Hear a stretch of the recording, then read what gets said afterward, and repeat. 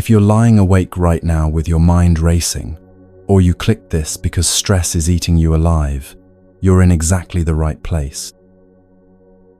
In the next few minutes, something ancient and powerful is going to start working on that knot in your chest, that endless loop of worry that follows you everywhere. Here's what most people don't know. Over 1,000 years ago, Buddhist masters discovered specific stories that could literally rewire an anxious brain. Not through complicated meditation or years of study, but through something as simple as listening. Tonight, you're going to hear 48 of these stories, and each one is designed to do something your mind desperately needs. To stop, to rest, to finally let go. If it feels right, drop a comment and tell me where you're listening from tonight. Are you in bed in Chicago at 2 a.m., or maybe driving home from another exhausting day in London? Wherever you are, grab something soft, dim the lights if you can, and get ready to feel your nervous system start to unwind. Take one deep breath with me right now. In through your nose for 4 counts. Hold it and release everything. The ancient masters who left us these gifts knew exactly what you're going through. They're about to show you the way out.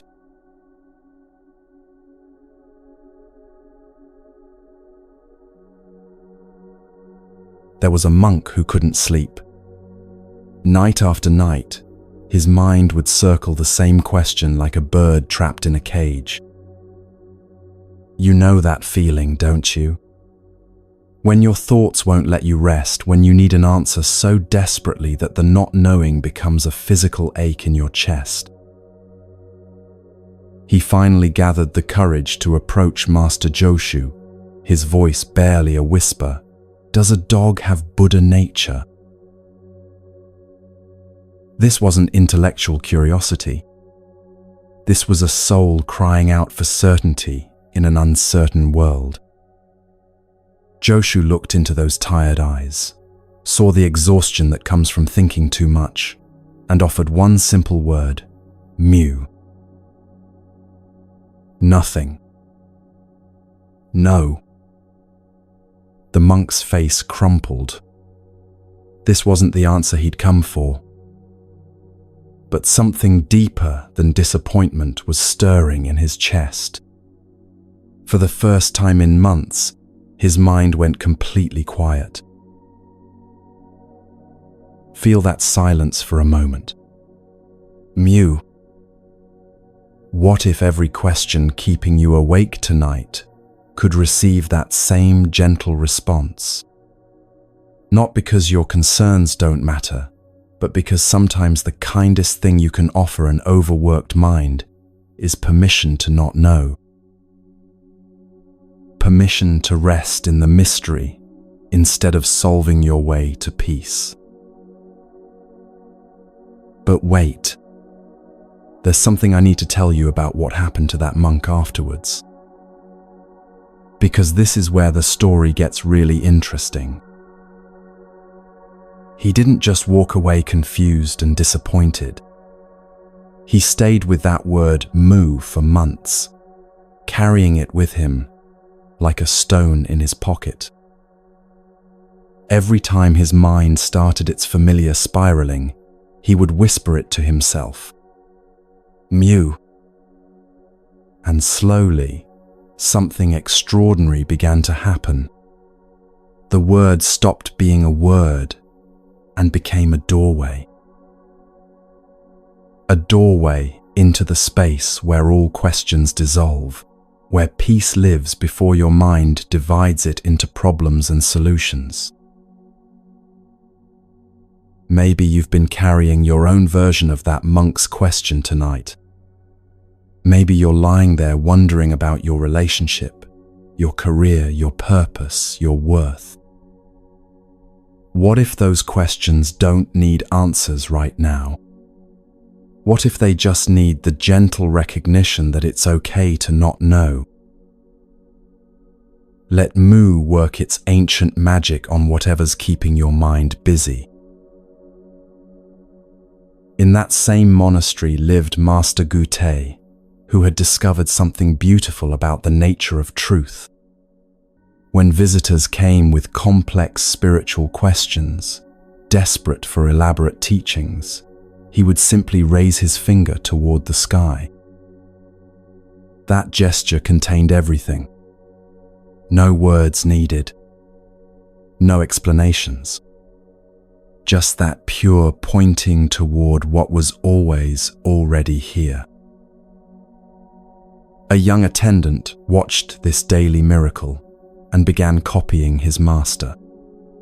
But copying and being are different things, aren't they?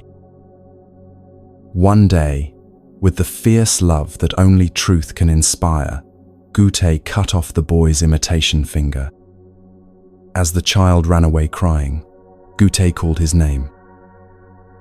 When the boy turned, tears streaming, the master slowly raised his own finger. In that moment, the boy's tears transformed from pain to recognition.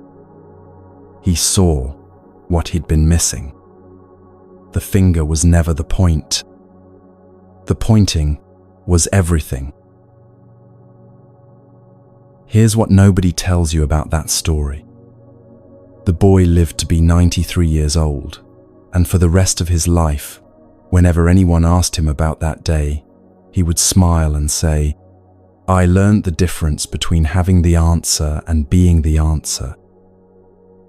He never raised his finger again, but somehow, everything he did became a pointing toward truth. The way he swept the courtyard, the way he served tea, the way he listened to troubled visitors. His whole life became one continuous gesture toward what matters most. Right now, you're not learning about Zen. You're experiencing it. The peace settling into your bones isn't coming from understanding these words. It's arising from the simple act of listening, of being present to something larger than your worried thoughts. This is what Gute's finger was pointing toward all along. But let me share something that might surprise you. There was another master in a neighboring monastery who heard about Gute's finger pointing and decided to visit. When he arrived, he asked Gute the deepest question he could think of. Up went the finger, just as expected. But this master smiled and said, "Thank you for showing me what you don't understand." Then he walked away, leaving Gute speechless for the first time in decades. That night, Gute couldn't sleep. He sat in his garden, looking at his finger, wondering if he had become trapped by his own teaching method. Had his pointing become just another performance? In that moment of doubt, something deeper awakened in him. He realized that true teaching isn't about having the perfect gesture or the right answer. It's about being so present, so authentic, that whatever arises becomes medicine for whoever needs it. From that night forward, Gute's finger carried a different quality entirely. Not the confidence of someone who knows, but the humility of someone who continues to discover. Maybe you know this feeling of wondering if you're just going through the motions in your own life. Going through the same routines, saying the same things, hoping they still carry meaning. There's something beautiful about those moments of questioning, isn't there? They're invitations to freshness, to discovering what wants to emerge when you stop relying on what worked yesterday. Master Kyogen once presented an impossible choice that mirrors every difficult decision you've ever faced. Imagine a man hanging from a tree branch by his teeth over a precipice, he said softly. Someone below asks him a question that could save their spiritual life. If he doesn't answer, he fails them. If he opens his mouth, he falls to his death. The students sat in stunned silence, feeling the weight of impossible choices they recognized from their own lives. Maybe for you, it's the choice between staying in work that pays the bills but kills your spirit, or following your heart into uncertainty. Maybe it's speaking a truth that might end a relationship, or staying silent and betraying yourself. These moments when every option carries unacceptable consequences. When you're hanging by your teeth over your own personal cliff. But what if the teaching isn't about solving the dilemma? What if it's about learning to breathe in that impossible space? Sometimes the most honest response is simply acknowledging that you don't know what to do and finding peace in that honesty. Years later, a student asked Kyogen what he thought the man in the tree should actually do. Kyogen was quiet for a long time before answering. "I think," he said slowly, "the man would open his mouth and fall. Not because it's the right answer, but because some truths are worth dying for. And in that falling, something new would be born that never could have existed while he was hanging on so tightly." The student asked, "But wouldn't he die?" Kyogen smiled. "Who says falling is the end of the story?" There's something here about the courage to let go when holding on has become more painful than the unknown. About trusting the process of transformation, even when you can't see where it leads. Maybe there's something in your life right now that you're gripping so tightly, it's cutting off circulation to your soul. What would it feel like to consider that letting go might be the beginning of something beautiful rather than the end of something safe? A young monk burst into Master Joshu's presence, eyes bright with spiritual ambition. "I've just entered the monastery," he announced. "Please teach me the path to enlightenment." You can feel his eagerness, can't you? That hunger for transformation, for techniques that will finally bring lasting peace. Joshu asked the most ordinary question, "Have you eaten your rice porridge?" The monk nodded, confused. "Then wash your bowl," Joshu said simply. No complex meditation instructions. No reading assignments. Just this, complete what you've begun. In that moment, the monk understood something revolutionary. The awakening he sought wasn't hiding in advanced teachings or future achievements. It was here, in the natural completion of ordinary tasks. In bringing full presence to washing a simple bowl. How much peace becomes available when you stop seeking it elsewhere and honor it exactly where you are. But here's what I love about this story. 20 years later, that same monk became a teacher himself. Students would come to him seeking profound wisdom, and he would ask them about their breakfast, tell them to wash their bowls. One day, a frustrated student said, "Master, I've heard this teaching 100 times. When will you give me something deeper?" The monk smiled and handed him a dirty bowl. "Show me how you wash this," he said. The student grabbed the bowl and scrubbed it roughly, impatiently. "Faster, please," he muttered. "I have important spiritual work to do." The teacher gently took the bowl back and began washing it himself. Slowly, carefully, as if it were the most precious thing in the world. He felt the weight of it, noticed the texture of the clay, paid attention to the temperature of the water.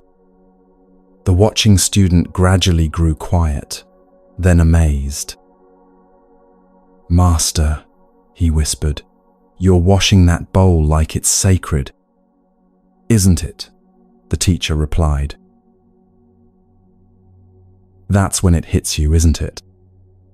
The realization that there is no ordinary moment, no mundane task, no unimportant breath. That enlightenment isn't about achieving extraordinary states, but about bringing extraordinary presence to the most ordinary experiences. What if the dishes waiting in your sink are actually altars? What if the next email you write could be a love letter to existence itself? What if washing your bowl is the most advanced spiritual practice you'll ever need? There was once a respected teacher who made a mistake that would haunt him for centuries.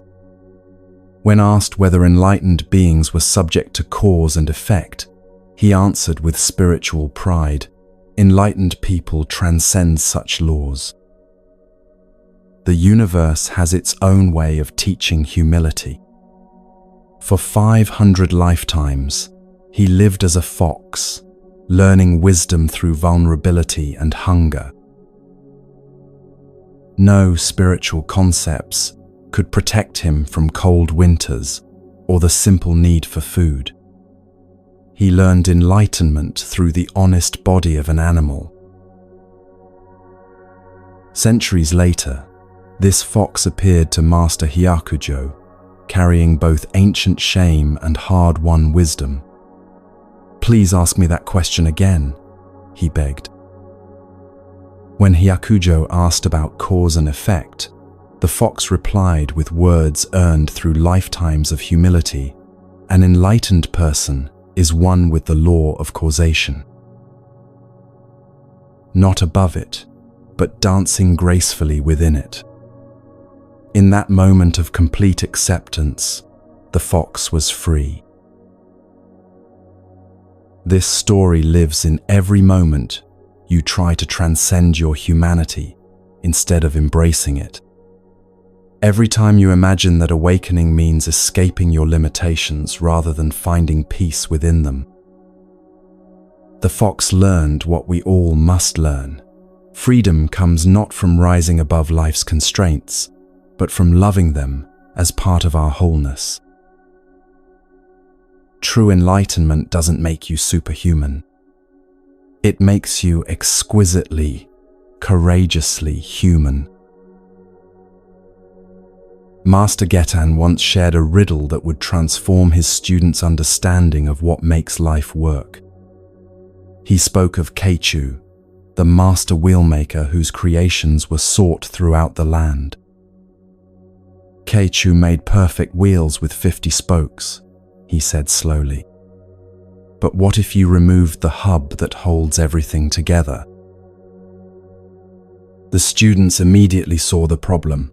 Without the central hub, the wheel would collapse. But Getan was pointing towards something profound.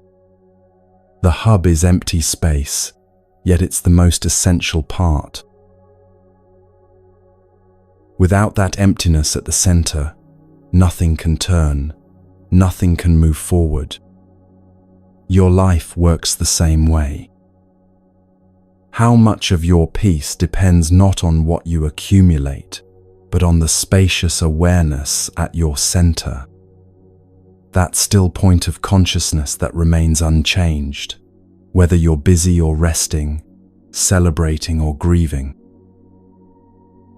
When you fill every moment with activity, every silence with noise, you remove the hub from your own wheel.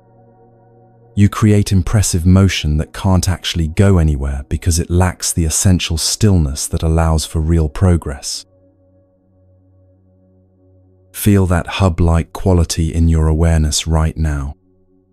That spacious center that's been here all along, watching your experiences without being disturbed by them. This is the part of you that needs no improvement, the wheel that never breaks, the peace that was here before you learned to worry.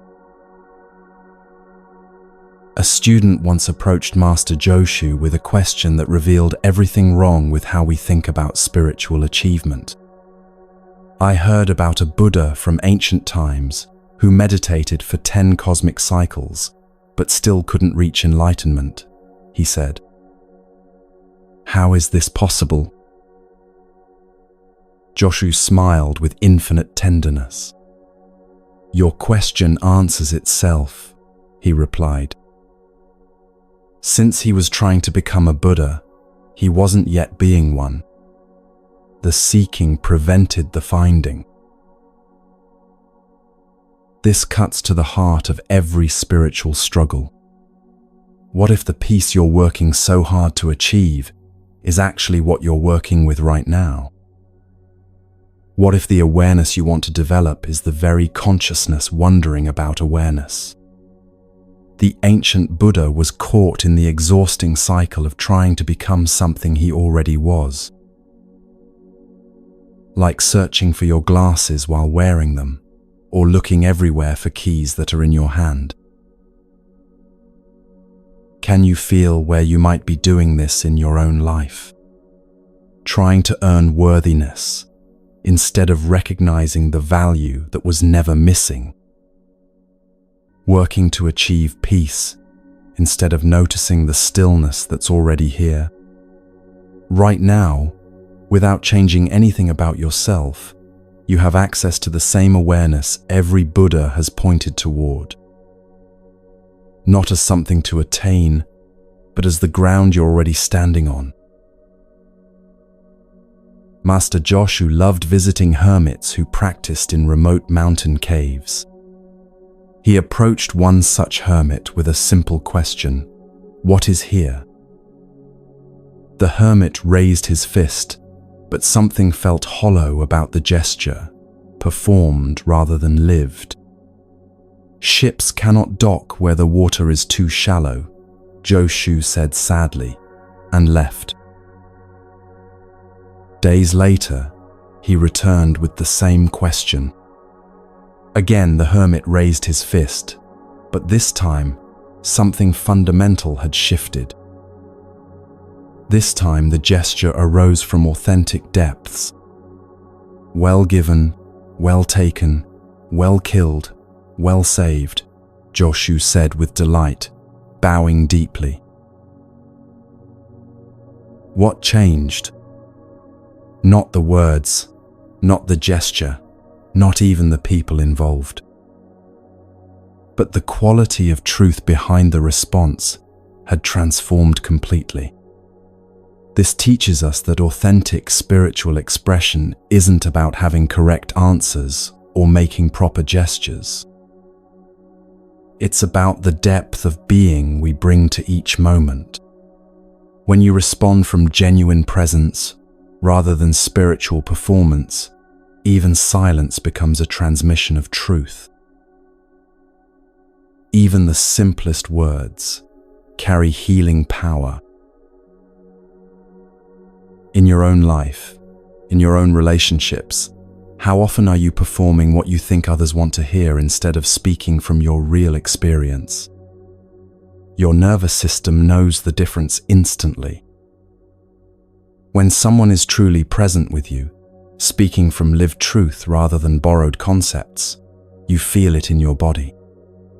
The hermit's second response was authentic because it came from being rather than seeming, from depth rather than surface. It created the kind of connection that makes real spiritual friendship possible.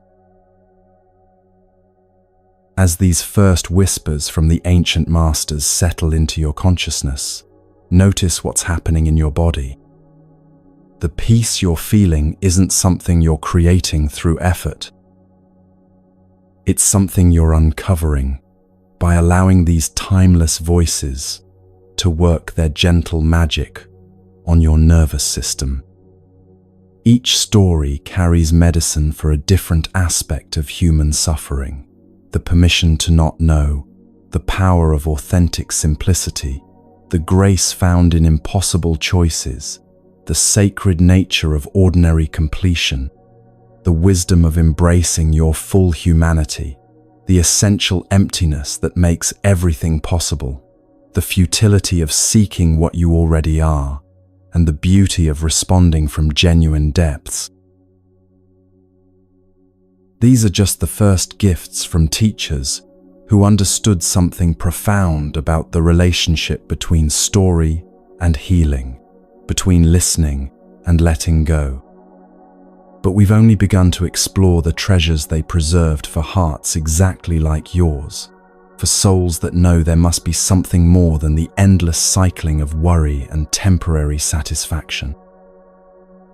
As the night deepens and these ancient monasteries fade into the mist of memory, other stories are waiting to meet you, each one a doorway into even more profound recognition of what you've never actually lost.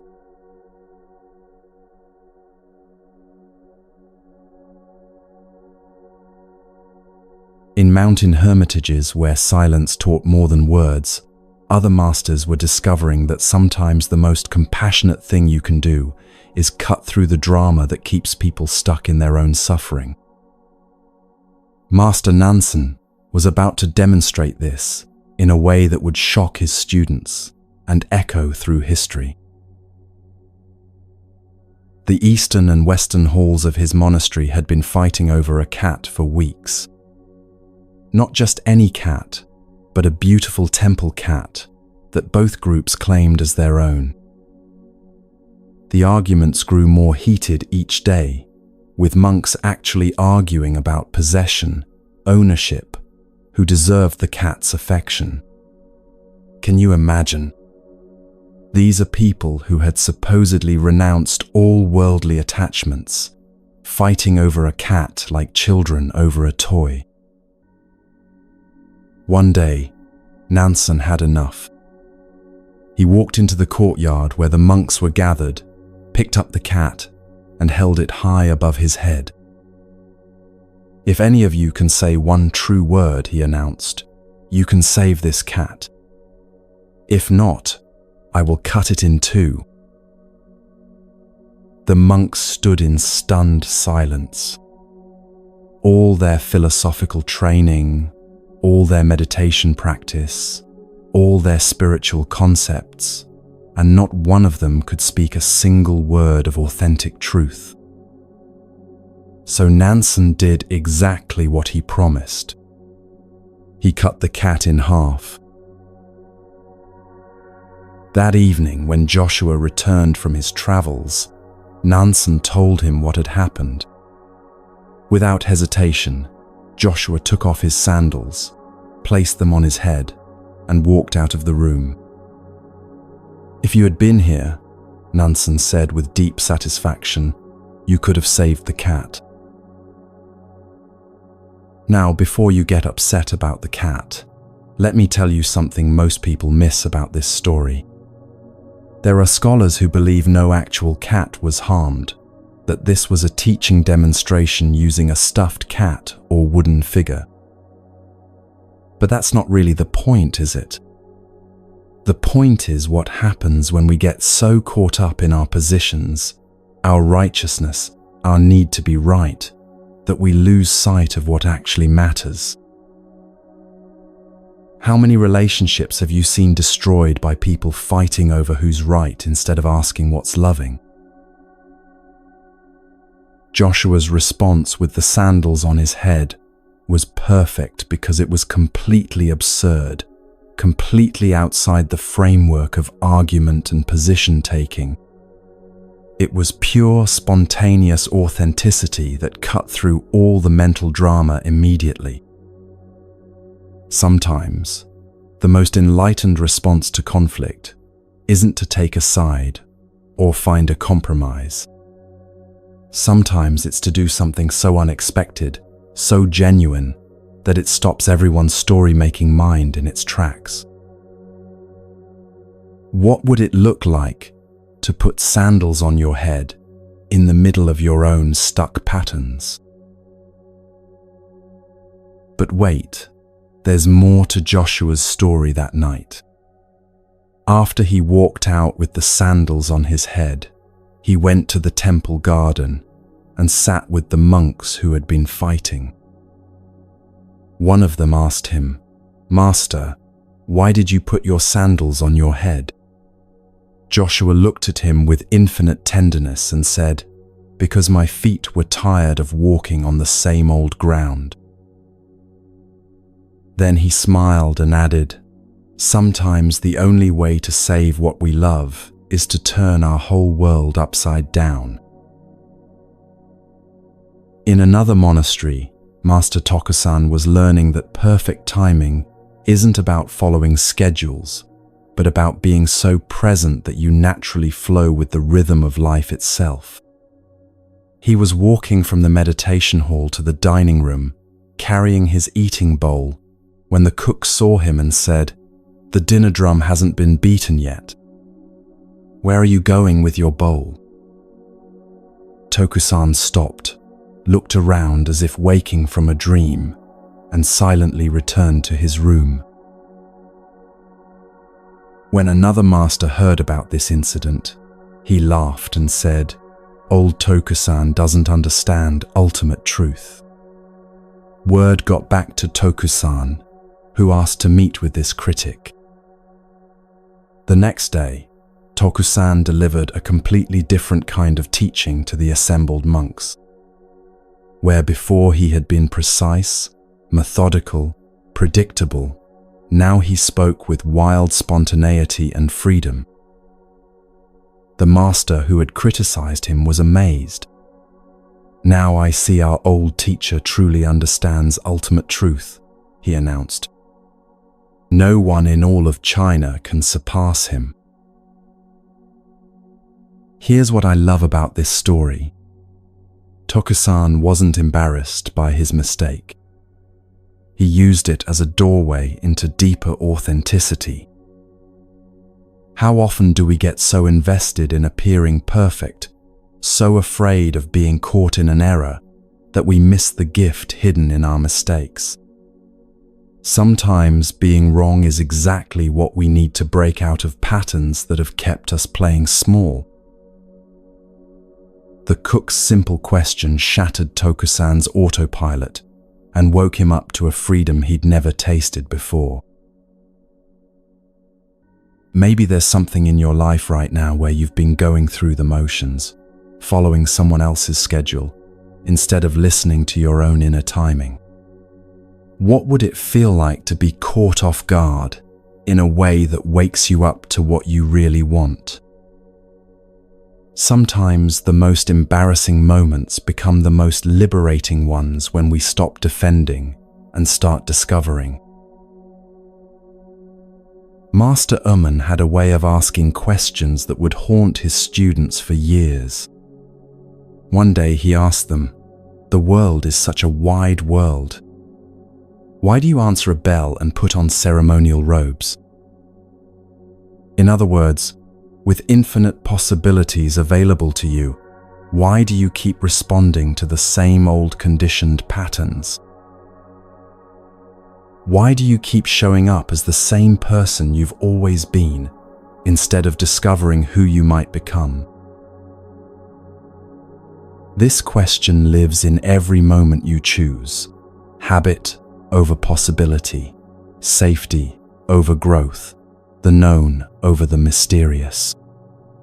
The bell rings with some familiar trigger, some old story about who you are or what you're supposed to do, and automatically you put on the robes of your conditioned identity. But what if you didn't answer that bell this time?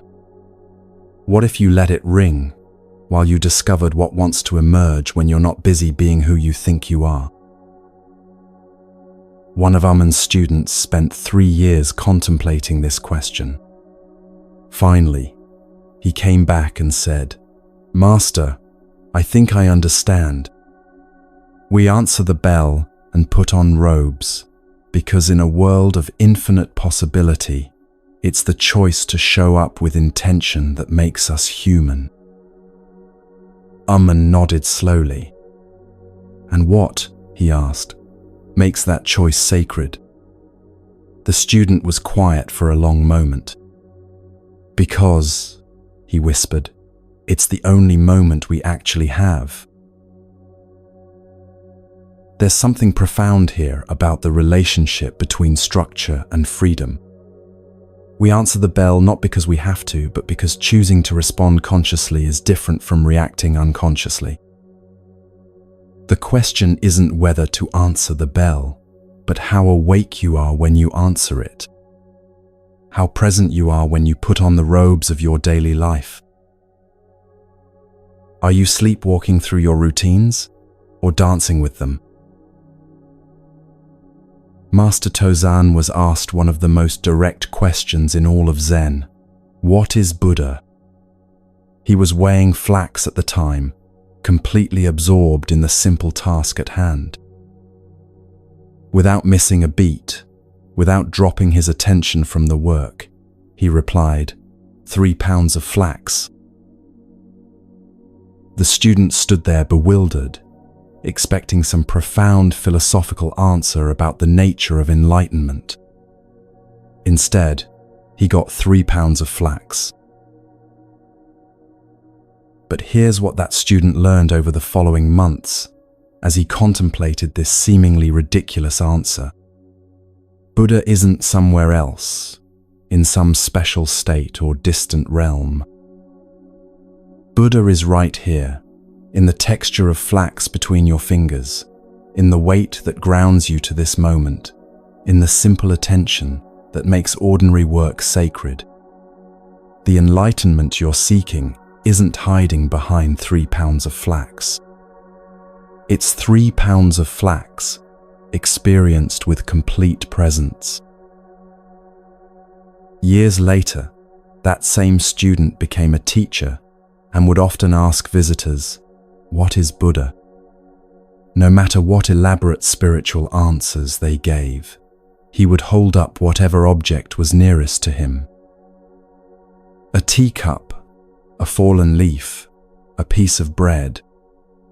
Buddha, he would say simply, is exactly this, experienced exactly as it is, without needing it to be anything more. The sacred isn't separate from the ordinary. It's the ordinary experienced with extraordinary presence. What would change in your life if you really believed this? If you knew that Buddha nature, that divine essence, wasn't something to achieve, but something to recognize in the mundane details of your actual existence. 3 pounds of flax become a gateway when you stop looking past them towards some imaginary spiritual destination. 2 monks were watching a temple flag flapping in the wind, and they started arguing about what they were actually seeing. "The flag is moving," said one. "No, the wind is moving," said the other. They went back and forth, each convinced of his own perspective, until the 6th patriarch happened to walk by. He listened to their debate for a moment, then said quietly, "Neither the flag nor the wind is moving. Mind is moving." Both monks fell silent, suddenly recognizing something they had been completely missing. This story cuts to the heart of every argument you've ever had, every conflict that's ever drained your energy.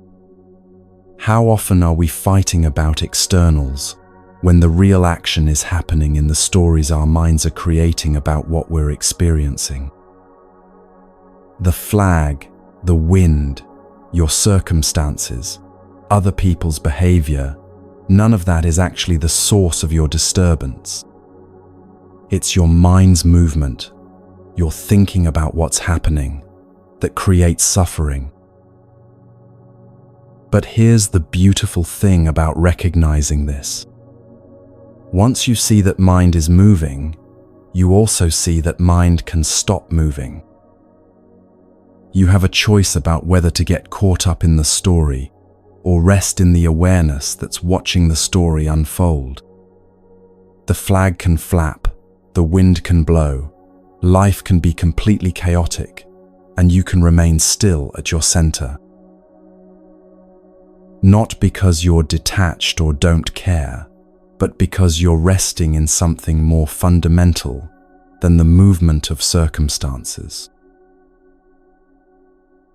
The next time you find yourself arguing with someone about what's really happening, remember the flag and the wind.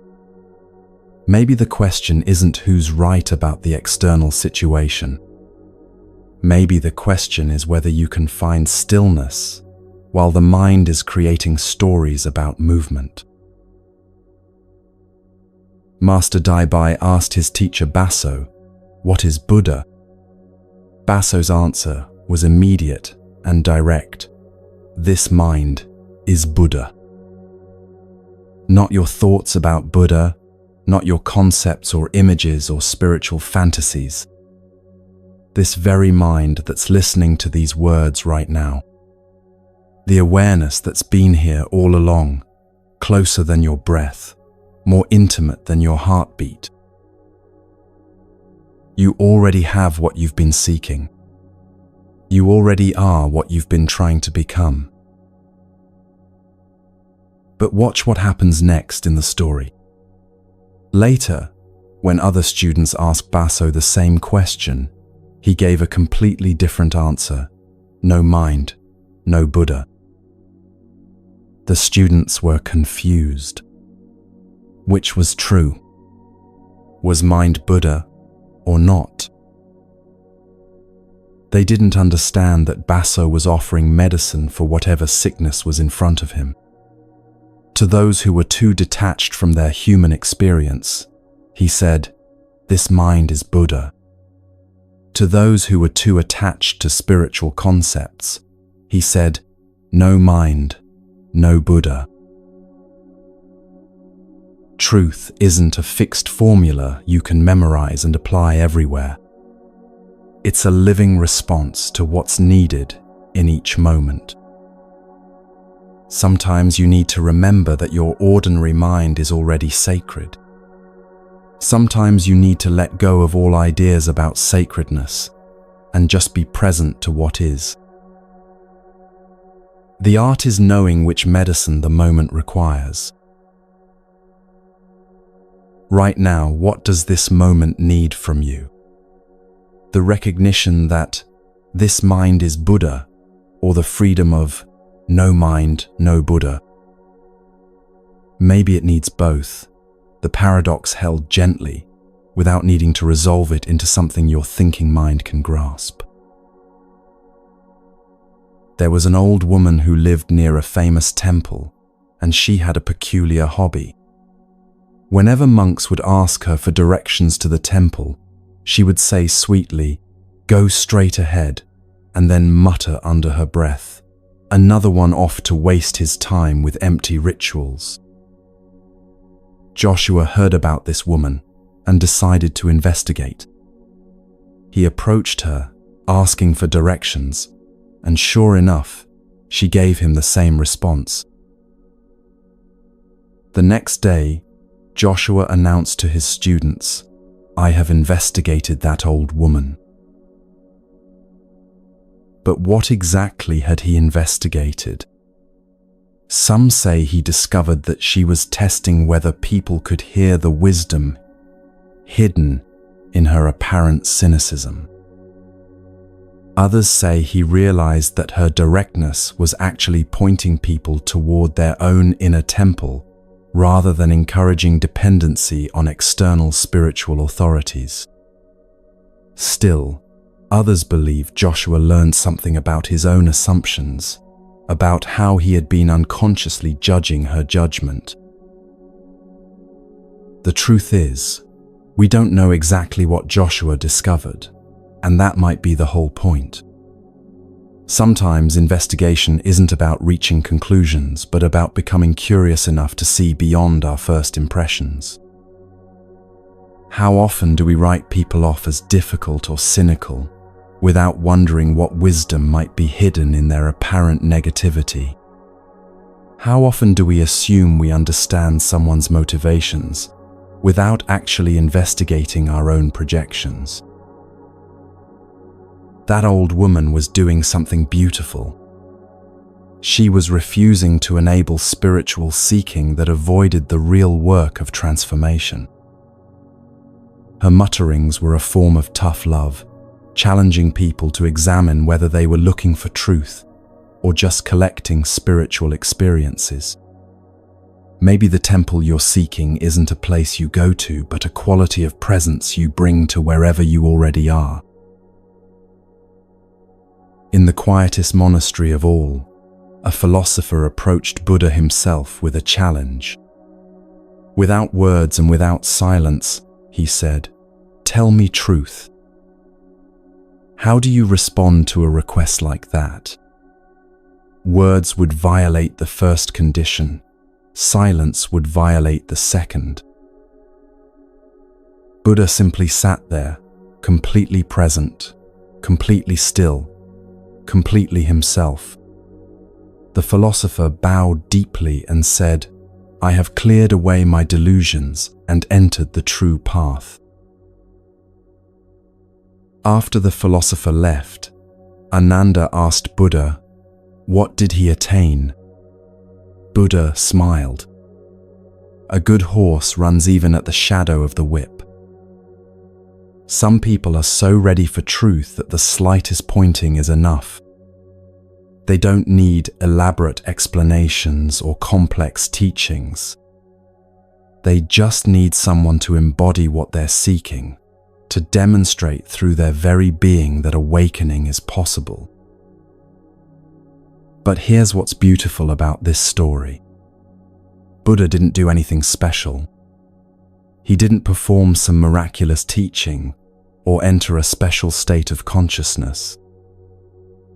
He just was himself, completely and authentically present. And somehow, that was exactly what the philosopher needed to see. That truth isn't something you acquire through words or achieve through silence.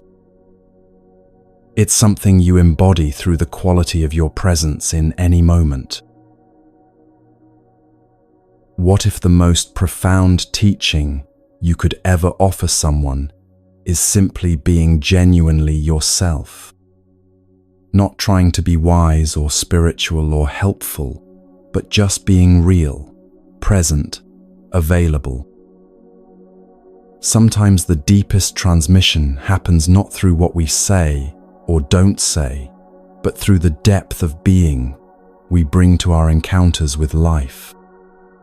The philosopher saw in Buddha's presence what he had been seeking in concepts and techniques.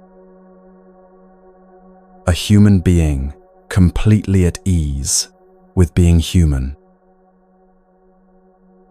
As these deeper stories work their way into your consciousness, feel how they're touching places in you that needed permission to let go. Permission to stop fighting over cats and sandals on your head instead. Permission to make mistakes and let them wake you up rather than shame you. Permission to answer life's bells consciously rather than automatically. Permission to find Buddha in 3 pounds of flax rather than searching for enlightenment in distant realms. Permission to recognize that your mind's movement is the real source of disturbance, and therefore your mind's stillness is the real source of peace. These teachings aren't asking you to become someone different.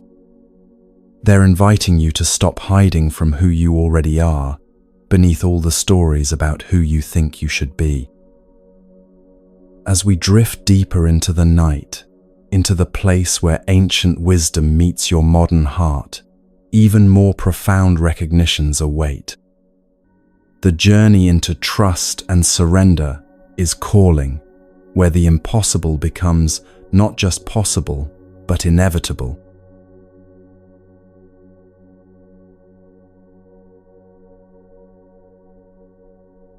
When you've been seeking long enough, when you've tried every technique and read every book, and still find yourself longing for something deeper, the ancient masters have one more gift to offer.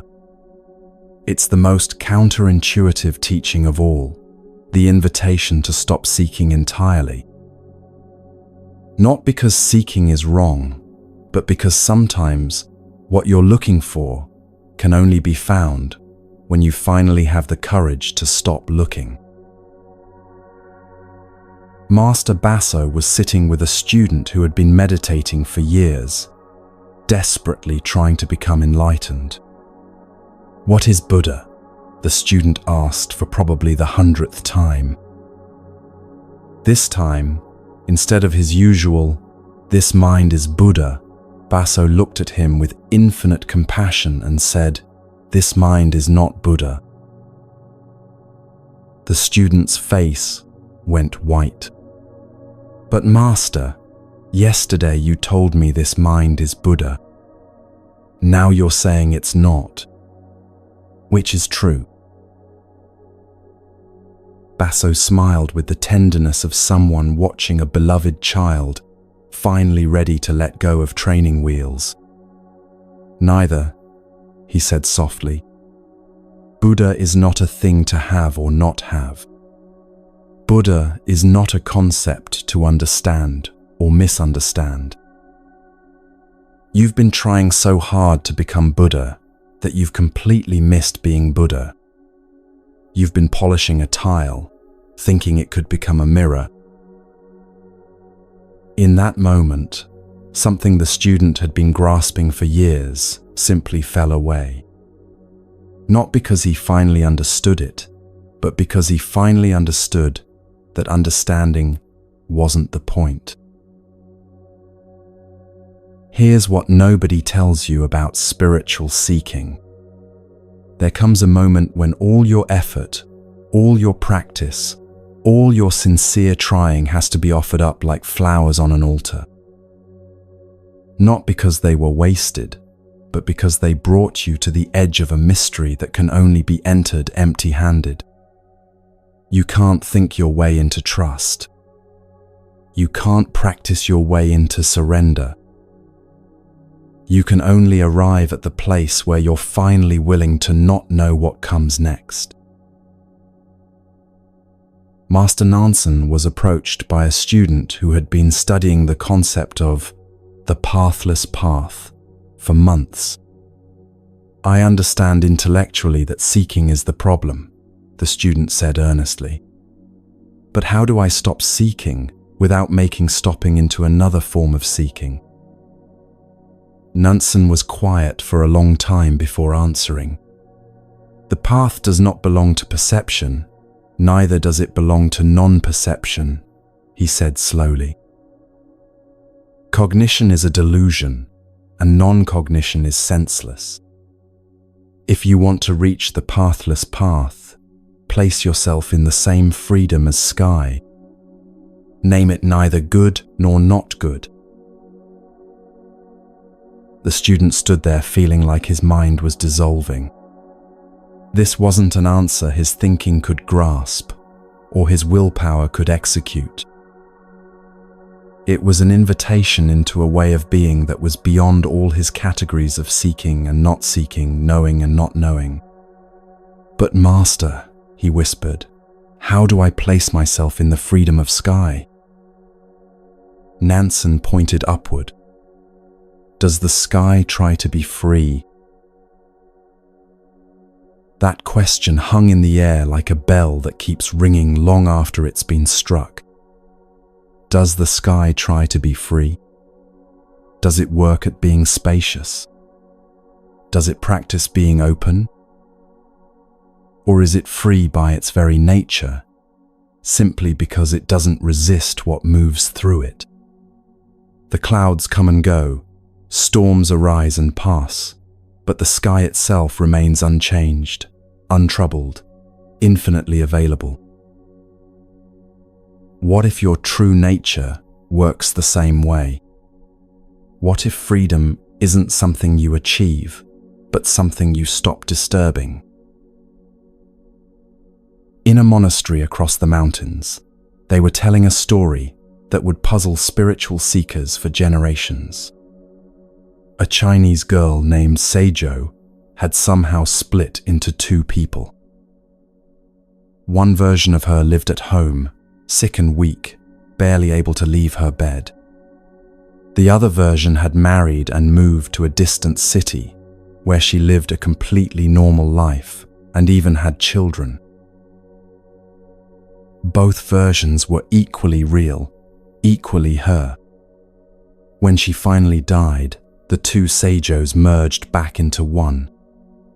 The question that haunted everyone who heard this story was simple: which one was the real Seijo? Master Mumon, who recorded this story, offered a teaching that cuts to the heart of every identity crisis you've ever experienced. When you understand this, he said, you know it's possible to come out from one shell and enter another, like stopping at different hotels during a long journey. But if you cannot understand, when your time comes and your body dissolves, you'll be like a crab dropped in boiling water, struggling frantically with many hands and legs. In other words, if you cling too tightly to any single version of yourself, you'll suffer terribly when life asks you to change. Think about all the different selves you've been in your lifetime. The child you were, the teenager, the young adult, the person you are now. Which one is the real you? Maybe they all are.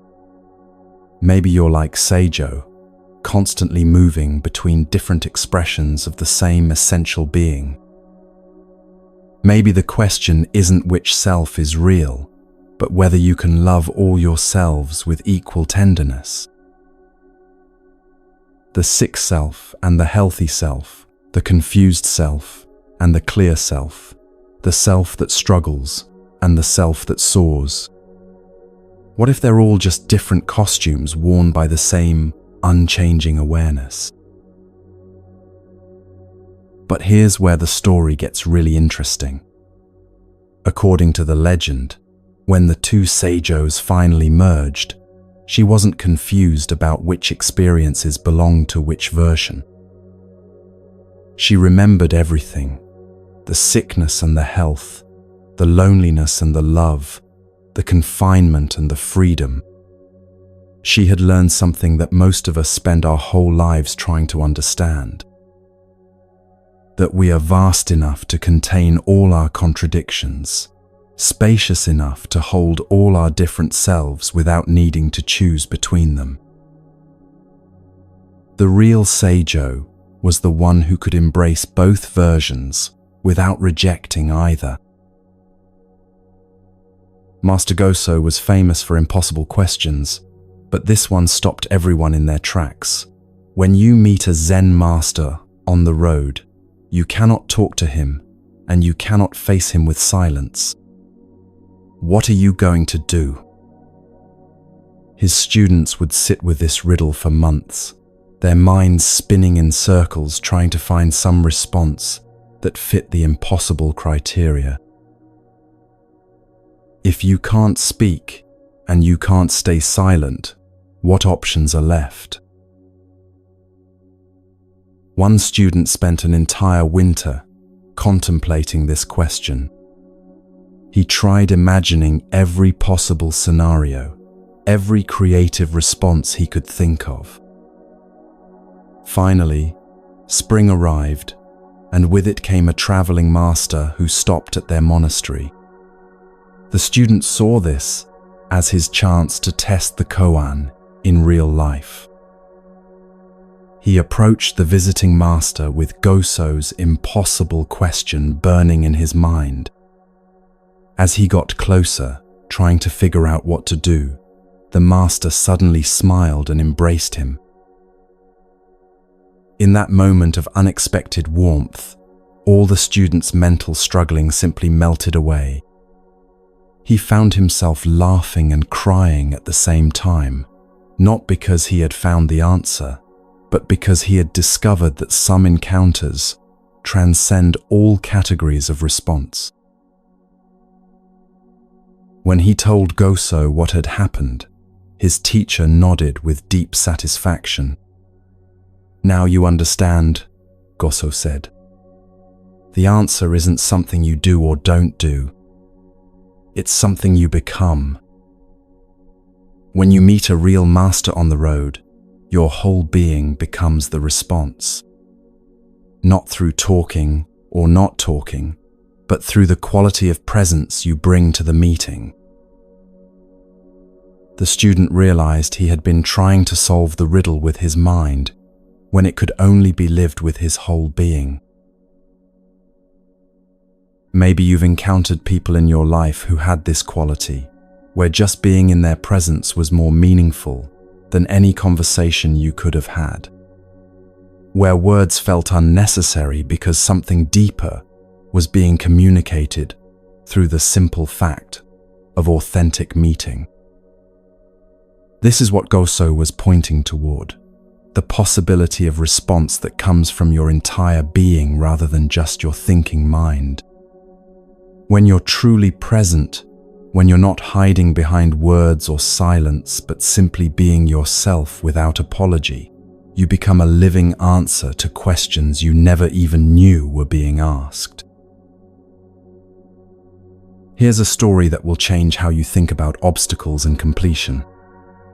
Master Goso spoke of a buffalo who passes through an enclosure to the edge of an abyss. His horns pass through, his head passes through, his hooves pass through, Goso said slowly, building suspense. But why can't his tail pass through? What could possibly stop a tail if everything else has already made it through? His students wrestled with this image for months. Some thought it was about the last bit of ego that refuses to let go. Others believed it represented the final attachment that keeps us from complete freedom. But Goso had something more subtle in mind. The tail, he eventually revealed, represents compassion. The buffalo could escape completely, could disappear into the absolute freedom on the other side of the enclosure. But something in him refuses to abandon the world of struggle and suffering entirely. The tail that won't pass through is his connection to all the beings still trapped in the enclosure, still needing help, still seeking the way out. This is the paradox of true spiritual maturity. The closer you get to complete freedom, the more your heart opens to those who are still struggling. You could disappear into blissful detachment, but love won't let you. Some part of you remains available, remains engaged, remains committed to the possibility that everyone can find their way through the enclosure. The tail that gets stuck isn't a failure of enlightenment. It's enlightenment choosing to stay connected to the world that needs it. Maybe you've felt this tension in your own spiritual journey. Moments when you touch something so peaceful, so free, that you almost don't want to come back to ordinary life with its problems and complications. But then you remember the people you love, the world that's suffering, the work that still needs to be done. And something in you chooses to stay engaged, to let your tail remain in the enclosure, even as your head touches freedom. This isn't spiritual failure. This is spiritual success of the highest order. A student once asked Master Joshu, Why did Bodhidharma come from India to China? This was one of the fundamental questions of Zen.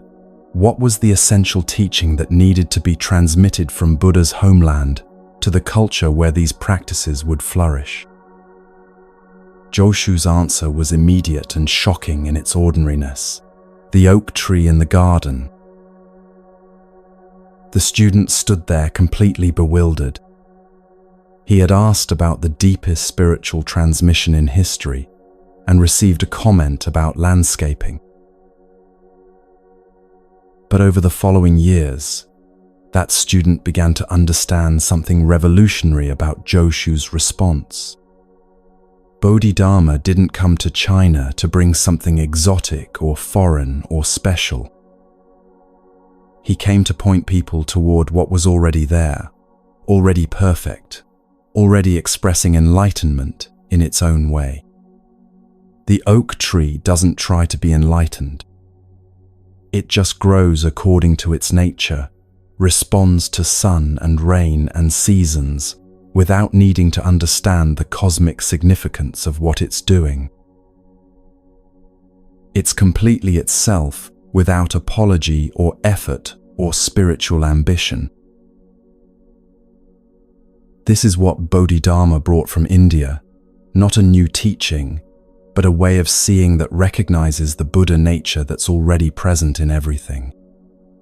In oak trees and busy people, and difficult circumstances, and ordinary Tuesday afternoons. The transmission wasn't about importing something foreign, but about discovering what had always been native to every moment, every place, every being. The oak tree in the garden is enlightened not because it achieved some special state, but because it never doubted its right to be exactly what it is. What would it feel like to live with that same unquestioning confidence in your own nature? To grow according to your genuine impulses, rather than your ideas about what growth should look like. To respond to life's seasons without needing to understand their cosmic purpose.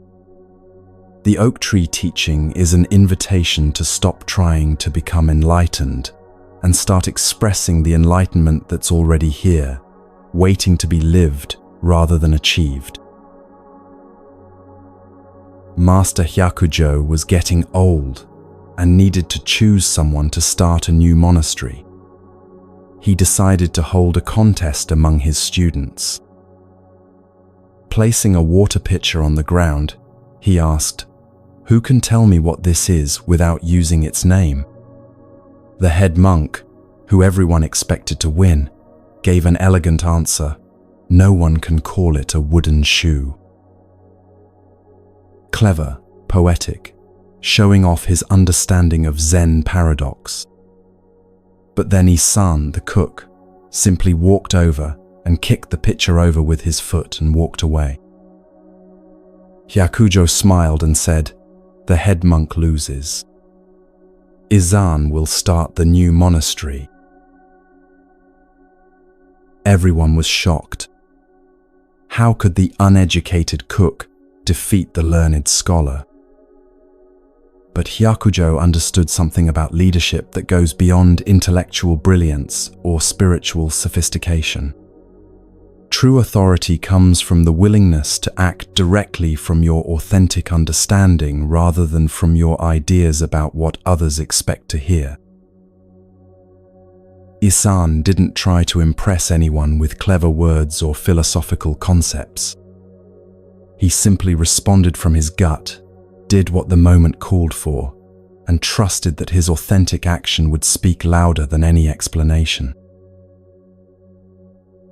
The head monk had fallen into the trap of performing wisdom instead of living it. His answer was technically correct but spiritually dead, more concerned with appearing enlightened than with responding genuinely to the question at hand. Isan's kick was alive, spontaneous, completely present to what was actually being asked beneath the words. He wasn't trying to show off his understanding. He was simply being himself without apology or calculation.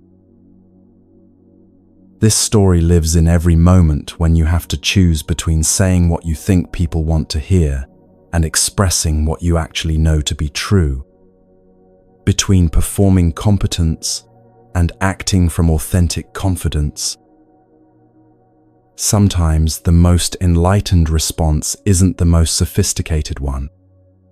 Sometimes it's the one that comes from your deepest honesty rather than your cleverest thinking. Isan's willingness to risk looking foolish by following his genuine impulse is what made him worthy to lead others. The final story from this collection takes us to the very beginning of Zen's transmission to China. Bodhidharma sat facing a wall for 9 years, and during that time, his future successor stood in the snow outside, cutting off his own arm to demonstrate his sincerity. "My mind is not pacified," the successor cried. "Master, please pacify my mind." Bodhidharma turned from his wall gazing and said, "Bring me your mind and I will pacify it." The successor searched within himself frantically, trying to locate this mind that needed pacifying.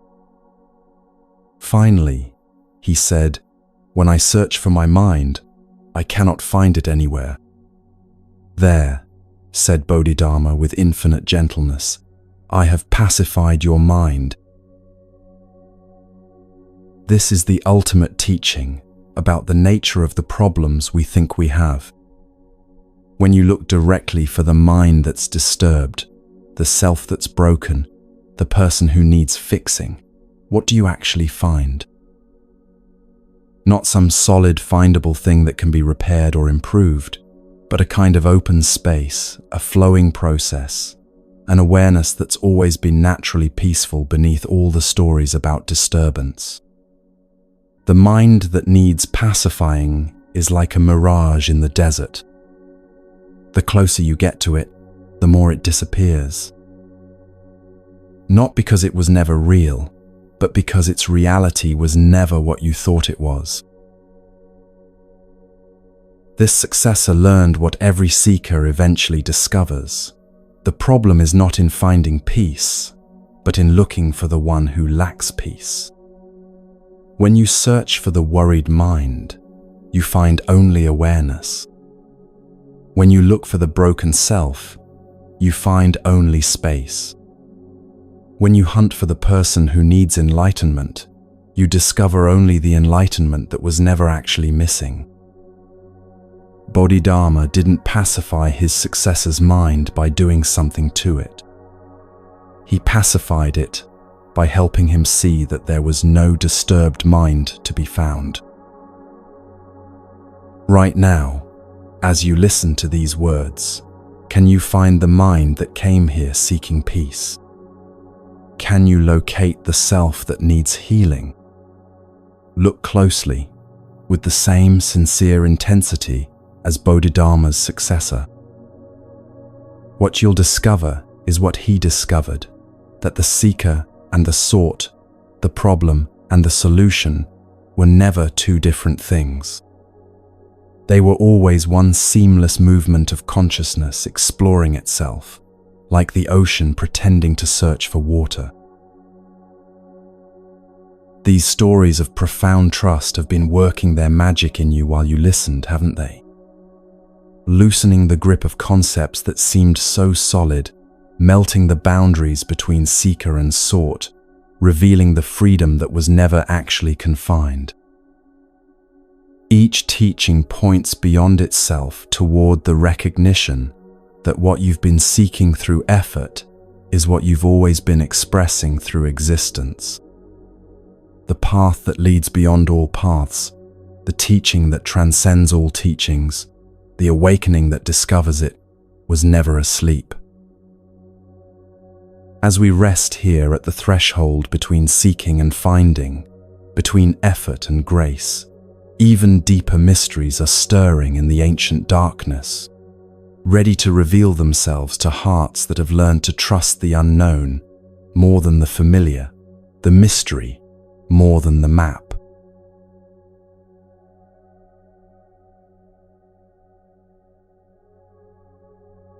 In the deepest hours before dawn, when the veil between worlds grows thin and ordinary reality reveals its more mysterious dimensions, the ancient masters preserve teachings that can only be understood by those who have learned to trust what cannot be grasped. These aren't stories for the beginner's mind, though paradoxically, they can only be received with beginner's mind. They're whispered secrets from the edge of the knowable, medicine for souls ready to dissolve into something larger than their individual story. There once was a gathering of all the Buddhas throughout time and space, a cosmic assembly that existed beyond the limitations of any single dimension. When the great Bodhisattva Manjushri arrived at this celestial conference, something unexpected had happened. The meeting was over. Each Buddha had returned to their own realm, and only one being remained in deep meditation. But this wasn't some ancient master or renowned teacher. It was a young girl sitting in samadhi so profound that even Manjushri, the Bodhisattva of transcendent wisdom, couldn't disturb her concentration. Buddha himself was still there, watching over this mysterious scene. Manjushri approached him, genuinely puzzled. "How is it possible," he asked, "for this girl to attain a meditative state that I, with all my eons of practice and accumulated wisdom, cannot even approach?" Buddha smiled with the tenderness reserved for those moments when the deepest teachings reveal themselves through the most unexpected vessels. "If you want to know how deep her realization goes," he said gently, "try to bring her out of meditation yourself." Manjushri tried everything in his vast repertoire of spiritual techniques. He walked around her 3 times and snapped his fingers, the traditional method for awakening someone from trance. Nothing. He used his miraculous powers to transport her to high heaven and called to her with the voice that can reach across dimensions. Still nothing. This girl remained completely absorbed in a depth of being that even the Bodhisattva of wisdom couldn't touch. Finally, Buddha offered a teaching that would shatter every assumption about spiritual development and worthiness. "Even 100,000 Manjushris couldn't disturb her now," he said. "But there's a Bodhisattva called Delusion who lives far below this place. If he comes, she will awaken immediately." Before Buddha had even finished speaking, this Bodhisattva Delusion sprang up from the earth and bowed. He approached the girl and simply snapped his fingers once. Instantly, she opened her eyes and emerged from her profound meditation, as if she had been waiting for exactly this moment, exactly this person, exactly this simple gesture. Here's what will bend your mind about this story. The girl couldn't be awakened by wisdom, by technique, by spiritual authority, or by transcendent power. She could only be awakened by someone who embodied what the tradition calls beginner's mind, so completely that even his name was delusion. Not because he was actually deluded, but because he had gone so far beyond the need to appear wise that he could afford to be called foolish. He had realized something that Manjushri, for all his accumulated knowledge, had temporarily forgotten, that the deepest awakening often looks like not knowing anything at all. This story lives in every moment when your accumulated spiritual knowledge becomes a barrier to fresh understanding. When your expertise prevents you from seeing what a complete beginner might notice immediately. The girl's meditation was so profound precisely because it wasn't trying to achieve anything or prove anything to anyone. It was pure being without agenda, which can only be met by pure presence without pretense. Sometimes, the most enlightened response comes from the part of you that doesn't know it's enlightened, that isn't carrying the weight of spiritual achievement or the burden of living up to anyone's expectations. What would it feel like to approach this moment with the same quality of not knowing that allowed delusion to succeed where Manjushri couldn't? To listen to these words not as someone accumulating spiritual insights, but as someone encountering mystery for the first time. The girl in the story teaches us that the deepest meditations aren't achieved through effort, but through a kind of innocent availability that doesn't even know it's available. Master Shuzan was known for teachings that would stop his students' minds so completely that they had no choice but to rest in pure not knowing. One day, he held up his short staff and presented them with a riddle that has never been solved. If you call this a short staff, you oppose its reality. If you do not call it a short staff, you ignore the fact. Now, what do you wish to call this? His students sat in stunned silence, feeling their thinking minds short-circuit as they encountered the impossibility of the task. This wasn't a word game or a philosophical puzzle. Shuzan was pointing towards something fundamental about the relationship between reality and the words we use to capture it. Every label, every name, every concept we apply to experience both reveals and conceals what's actually here. Call it a staff, and you've created a barrier between yourself and the immediate reality of wood and grain and weight. Don't call it a staff, and you've ignored the perfectly obvious truth of what you're looking at. So what do you do when both naming and not naming miss the mark?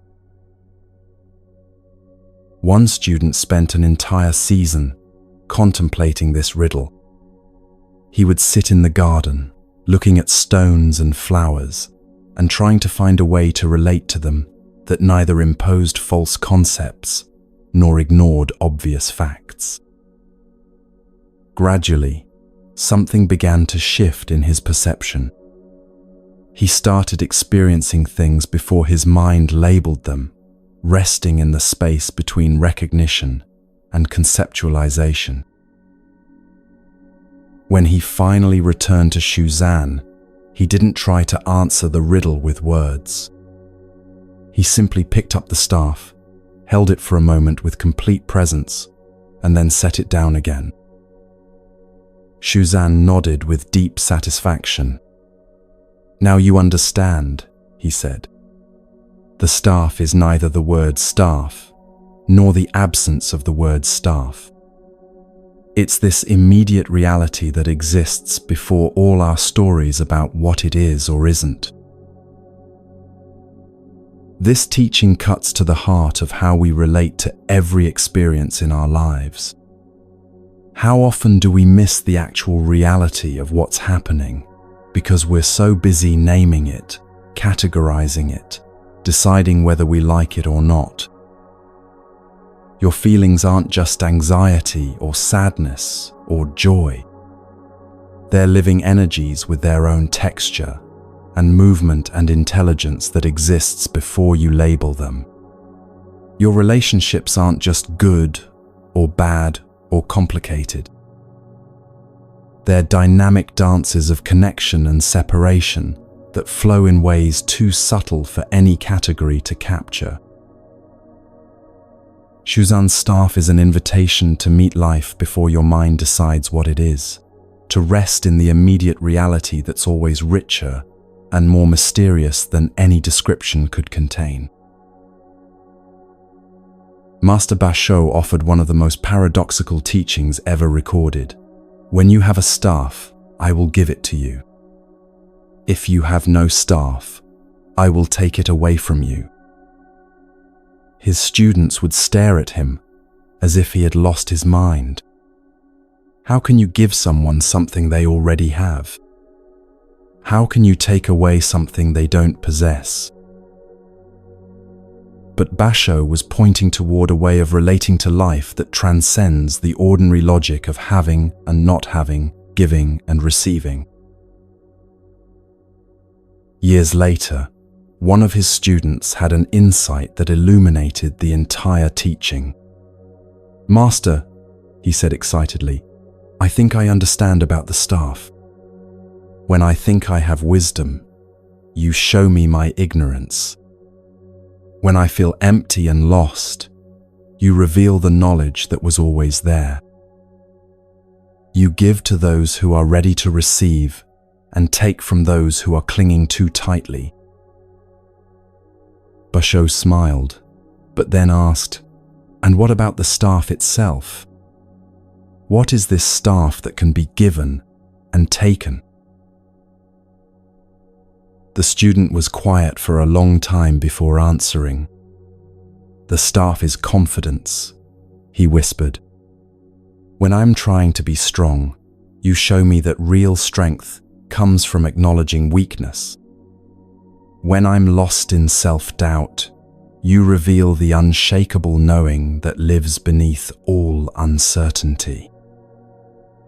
You're always offering exactly what I don't think I have and removing exactly what I think I need to hold on to." This time, Basho nodded, with complete approval. "Now you see," he said, "the staff supports whatever needs support and clears away whatever blocks the path. True teaching gives you what you actually need, not what you think you want." This is how life itself works when you learn to trust its intelligence. When you're feeling too detached, it gives you experiences that break your heart open. When you're overwhelmed by emotion, it offers opportunities for stillness and perspective. When you're taking yourself too seriously, it delivers humbling reminders of your humanity. When you're lost in self-doubt, it presents moments of undeniable clarity about your worth and purpose. Basho's staff is the perfect responsiveness of existence itself, always offering exactly what's needed for your next step in awakening, even when it's not what your personality would choose. In a teaching that dissolves all concepts of time and spiritual hierarchy, Master Hoen posed a question that has mystified seekers for centuries. The past and future Buddhas both are his servants. Who is he? Think about what this means. Every Buddha who has ever lived, every awakened being who will ever exist, all serving someone or something even more fundamental than enlightenment itself. Who or what could be so essential that even the highest spiritual realization bows before it? Students would meditate on this riddle for years, trying to imagine what could be more ultimate than Buddha nature, more fundamental than awakening itself. Some thought it referred to the absolute reality beyond all form. Others believed it pointed to the source consciousness from which all individual awareness arises. But the answer, when it finally dawned on them, was both simpler and more shocking than any philosophical concept. He is you. Not you as a separate person with problems and achievements, but you as the very awareness in which all experiences of Buddhas and non-Buddhas arise and pass away. Every teaching, every awakened being, every moment of enlightenment serves the fundamental awareness that's reading these words right now. Not because you're special or superior, but because you are the space in which all spiritual seeking and finding takes place. Past Buddhas exist in your awareness of them. Future Buddhas will arise within your capacity to recognize awakening. All of spiritual history, all the teachings and realizations and transmissions serve this immediate awareness that needs no improvement, no development, no enhancement of any kind. You are what every Buddha has been trying to point you back toward, the ordinary miracle of being conscious, aware, present to this moment. This isn't spiritual inflation or ego aggrandizement. It's the most humbling recognition possible that the awareness you take for granted is the very thing that makes all enlightenment possible. Without your capacity to be present, there would be no Buddha nature to recognize. Without your ability to listen, there would be no teachings to receive. You are not a student of consciousness. You are consciousness itself, temporarily pretending to be a student so it can remember what it never actually forgot. Master Seikiso presented perhaps the most vertigo-inducing teaching of all. How will you proceed from the top of a 100-foot pole? His students could picture this perfectly, climbing to the highest possible point, achieving the ultimate spiritual attainment, reaching the peak of realization. And then what? How do you go further when you've already gone as far as possible? How do you transcend transcendence itself? The obvious answers seem to be that you can't go any further. You've reached the end of the path, the completion of the journey, the final achievement. But Seikiso was pointing towards something that shatters every linear concept of spiritual progress. The top of the 100-foot pole isn't the end of the journey. It's the place where the real journey begins. It's where you discover that enlightenment isn't a destination you arrive at, but a doorway you step through into infinite space. One student meditated on this teaching for 3 years before having a breakthrough that changed everything. "Master," he said, trembling with excitement, "I think I understand. You proceed from the top of the 100-foot pole by letting go completely, by stepping off into empty space and trusting that there's something beyond even the highest attainment." Seikiso smiled. "And what do you find when you step off?" The student's eyes filled with tears. "You find that you were never on a pole at all. You were always flying, always free, always in infinite space. The pole was just an illusion of limitation that you had to climb before you could see through it." This teaching lives in every moment when you think you've reached your limits, achieved your maximum potential, gone as far as you can go. Whether it's in your spiritual practice, your creative work, your capacity for love, or your ability to handle life's challenges. The top of the 100-foot pole is any place where you believe you've hit a ceiling, reached a boundary, found the edge of what's possible. But what if every apparent limitation is actually an invitation to discover limitlessness? What if every wall you encounter is really a doorway that only opens when you're willing to step through it without knowing what's on the other side? Master Tosotsu built 3 barriers that every serious student had to pass through. 3 questions that cut to the essence of what spiritual seeking is really about. First, he would say, in studying Zen, the aim is to see one's own true nature. Where is your true nature right now? Students would struggle with this for months, searching everywhere for some essential self they could identify and point to. Second, when you realize your true nature, you will be free from birth and death. But when you close your eyes for the final time, where are you then?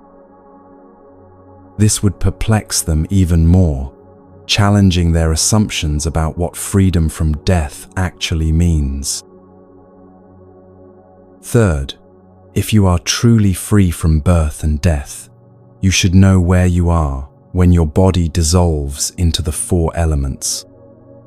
Where are you then? These weren't philosophical questions to be answered, with concepts or meditation experiences to be achieved through practice. They were invitations to discover what remains when every identity, every experience, everything you think you are, is stripped away. A student spent 7 years working with these barriers before finally understanding that they weren't meant to be passed through sequentially. They all pointed to the same timeless recognition from different angles. Your true nature isn't located anywhere, because it's the very space in which all locations appear. Freedom from birth and death doesn't mean living forever, but recognizing what was never born and therefore cannot die. And when the body dissolves, you are where you always were, nowhere and everywhere, as the very awareness in which bodies appear and disappear like waves in an ocean. These 3 barriers reveal the deepest secret of spiritual seeking, that what you're looking for is what you're looking with. The true nature you're trying to find is the awareness that's trying to find it. The freedom you're seeking from birth and death is the timeless presence that observes birth and death without being touched by either.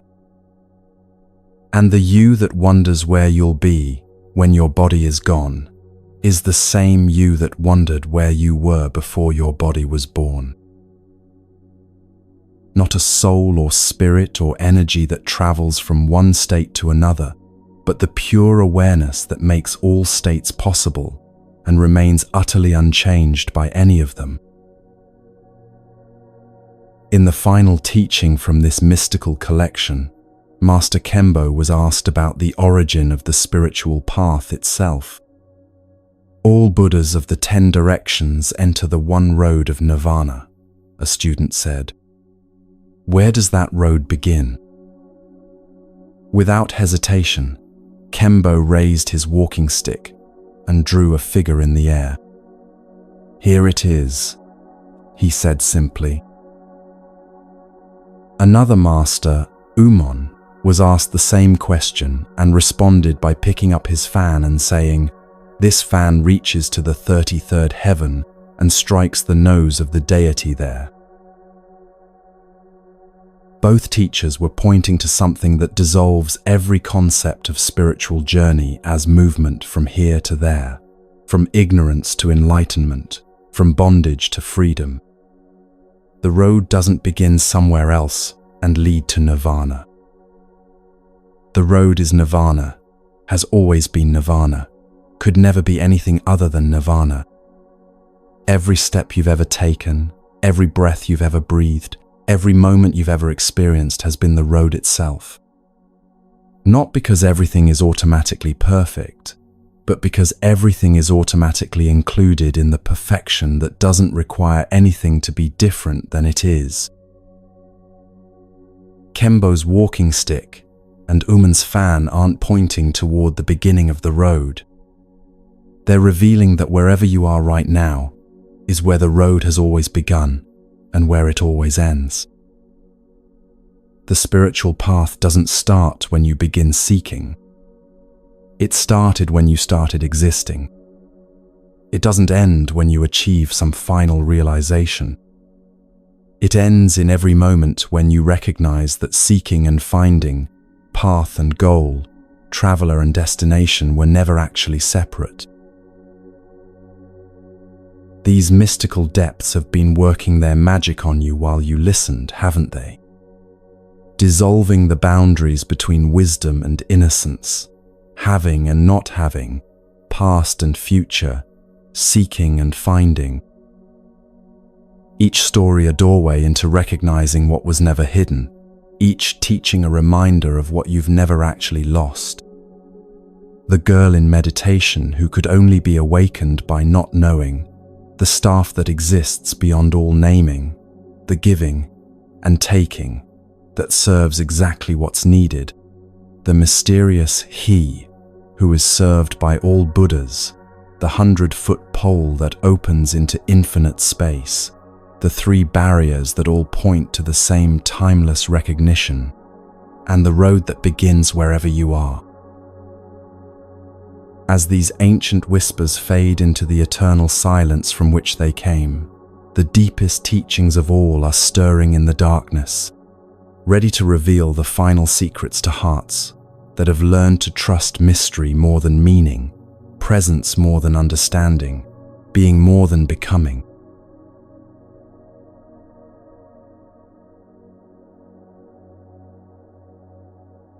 There comes a moment in every heart's journey when all the seeking, all the trying, all the endless effort to become someone better simply melts away like snow in spring sunshine. These final stories aren't about achieving anything or understanding complex teachings.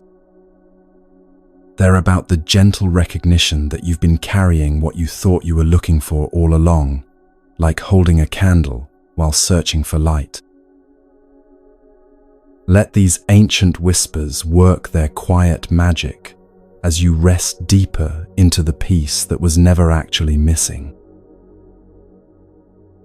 An old master was sitting in his garden when a student approached, exhausted from years of spiritual striving.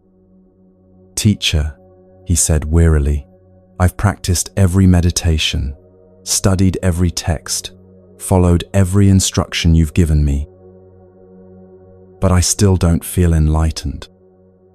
What am I missing?" The master smiled gently and pointed to a flower blooming beside the path. "Does that flower try to be beautiful?" he asked. The student looked at the simple wildflower, its petals soft in the morning light. "No, master. It just blooms naturally." "Then you understand everything," the master said softly. "You've been trying so hard to become what you already are. Stop trying to bloom and notice that you're already flowering." In that moment, something the student had been carrying for years simply dropped away. The weight of becoming, the pressure of achieving, the endless sense that he wasn't enough exactly as he was. He sat down beside the flower and, for the first time in years, felt completely at home in his own skin. No accomplishment, no realization, no dramatic breakthrough. Just the quiet recognition that he'd been perfect all along, like the flower that never doubted its right to exist. That evening, he told the master, "I finally understand why you never pushed me harder in my practice." The old teacher's eyes twinkled. Because flowers that are forced to bloom out of season always wilt quickly. Natural flowering happens in its own time, when the heart is finally ready to stop trying so hard. Maybe you know this feeling of exhaustion from trying to become something other than what you are. The relief that comes when you finally give yourself permission to stop improving and start appreciating. Like taking off shoes that were always a size too small. There's something so soothing about letting yourself be exactly who you are right now, without apology or explanation. Feel that permission settling into your body as you listen, the gentle allowance to be human without having to be superhuman. There was a woman who spent her entire life convinced she was broken and needed fixing. She tried therapy, meditation, self-help books, countless techniques to heal what she was certain was damaged beyond repair. One day, feeling particularly defeated, she sat by a lake and watched the water reflecting the sky.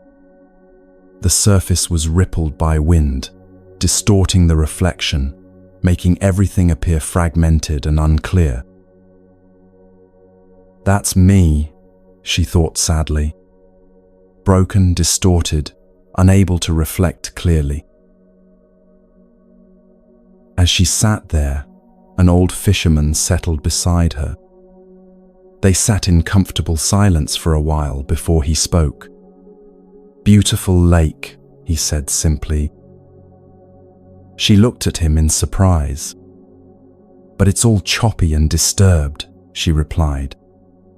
"The reflection is completely broken." The fisherman smiled. "The reflection changes with the wind, but the water itself is always perfect. Calm or stormy, clear or rippled, it's always exactly what water is meant to be. Your surface thoughts and emotions might get stirred up by life's winds, but the depth of who you are remains untouched, always clear, always perfect water."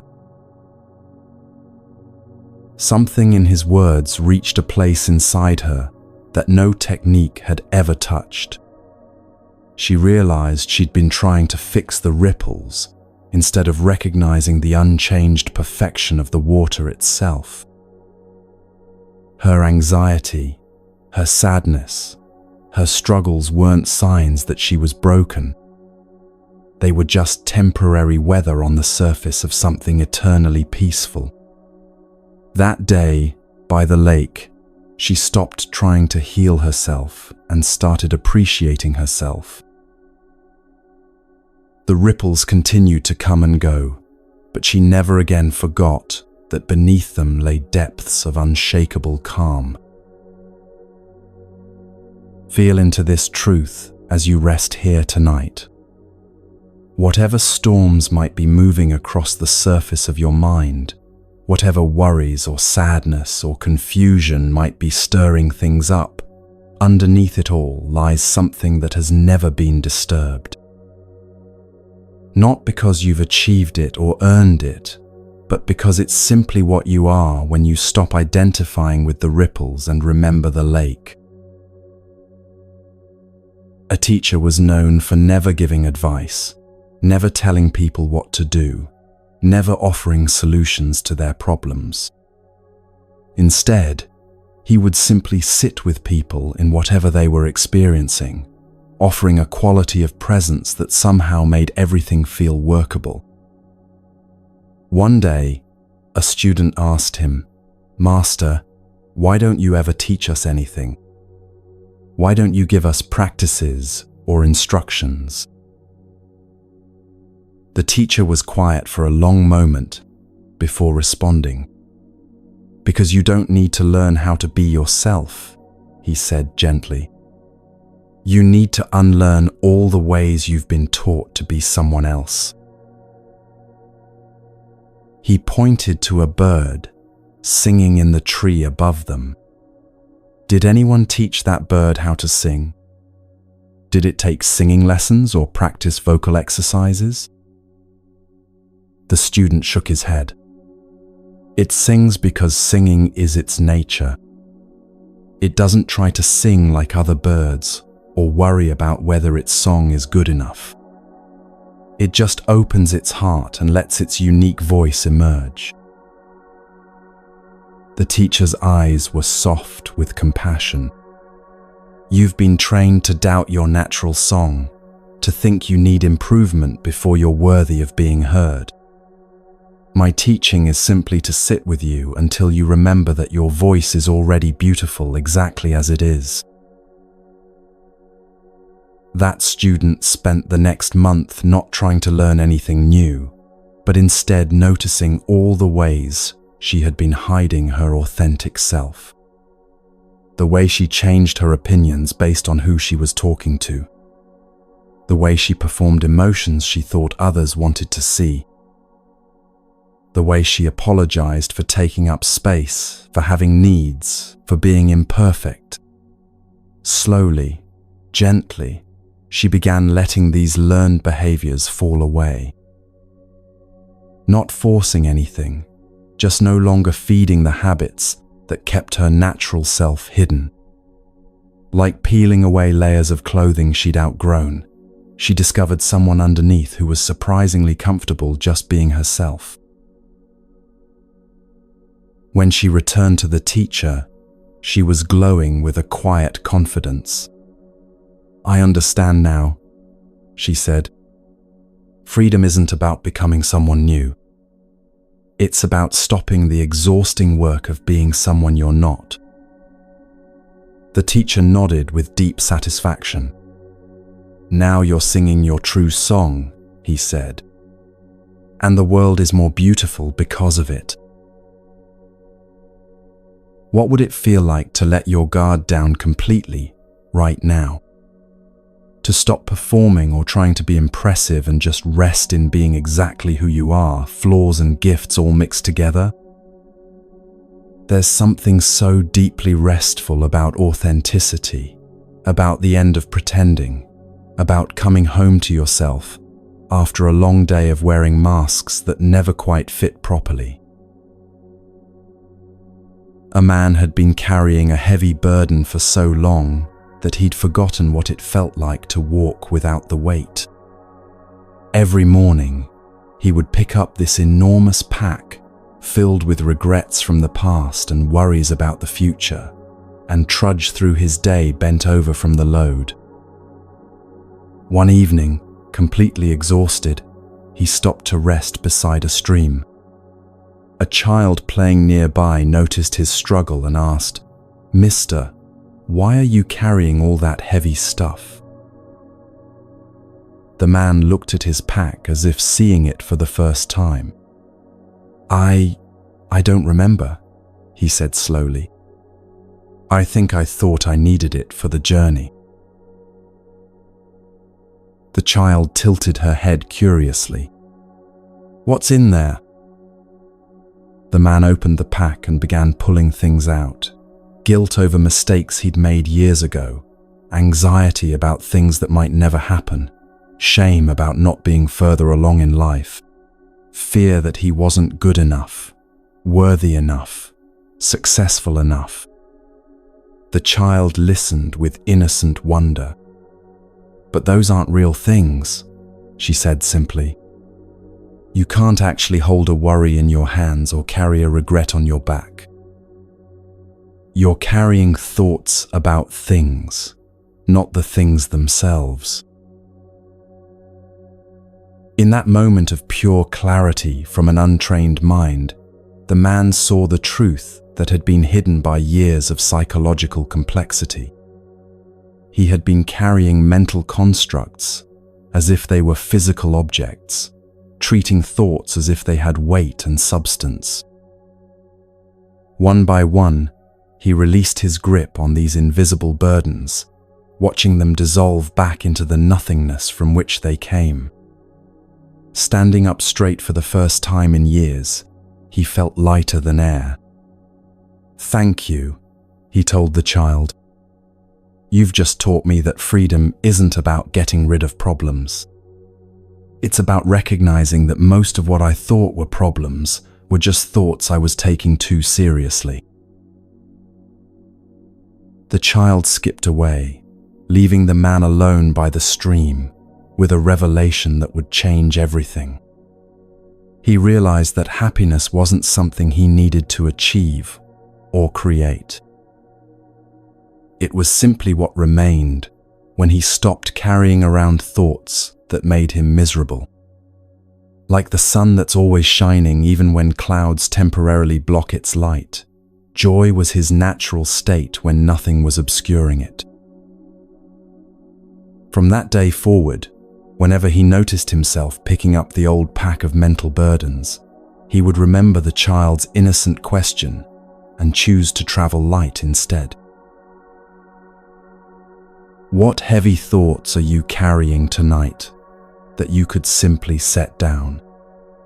Not because they're wrong or bad, but because you're tired of the weight and ready to remember what it feels like to move through life with ease. Feel the relief of letting your mental muscles relax, of no longer holding on to things that exist only in your imagination. There was a gardener who spent his whole life trying to grow the perfect flower. He read every book, tried every technique, obsessed over soil conditions and watering schedules and optimal sunlight. Despite his efforts, his garden remained ordinary, beautiful in its own way, but nothing extraordinary or award-winning. He grew increasingly frustrated, comparing his flowers to those in magazines and feeling like a failure. One day, his young granddaughter visited and wandered into the garden while he was working. She stopped in front of a simple daisy and gasped with delight. "Grandpa, this is the most beautiful flower I've ever seen." He looked at the ordinary daisy with its plain white petals and yellow center. "But honey, it's just a common daisy. Nothing special about it." She looked at him with the wisdom that sometimes comes through children's hearts. "Grandpa, it's not trying to be anything other than exactly what it is. That's what makes it perfect." In that moment, decades of striving fell away.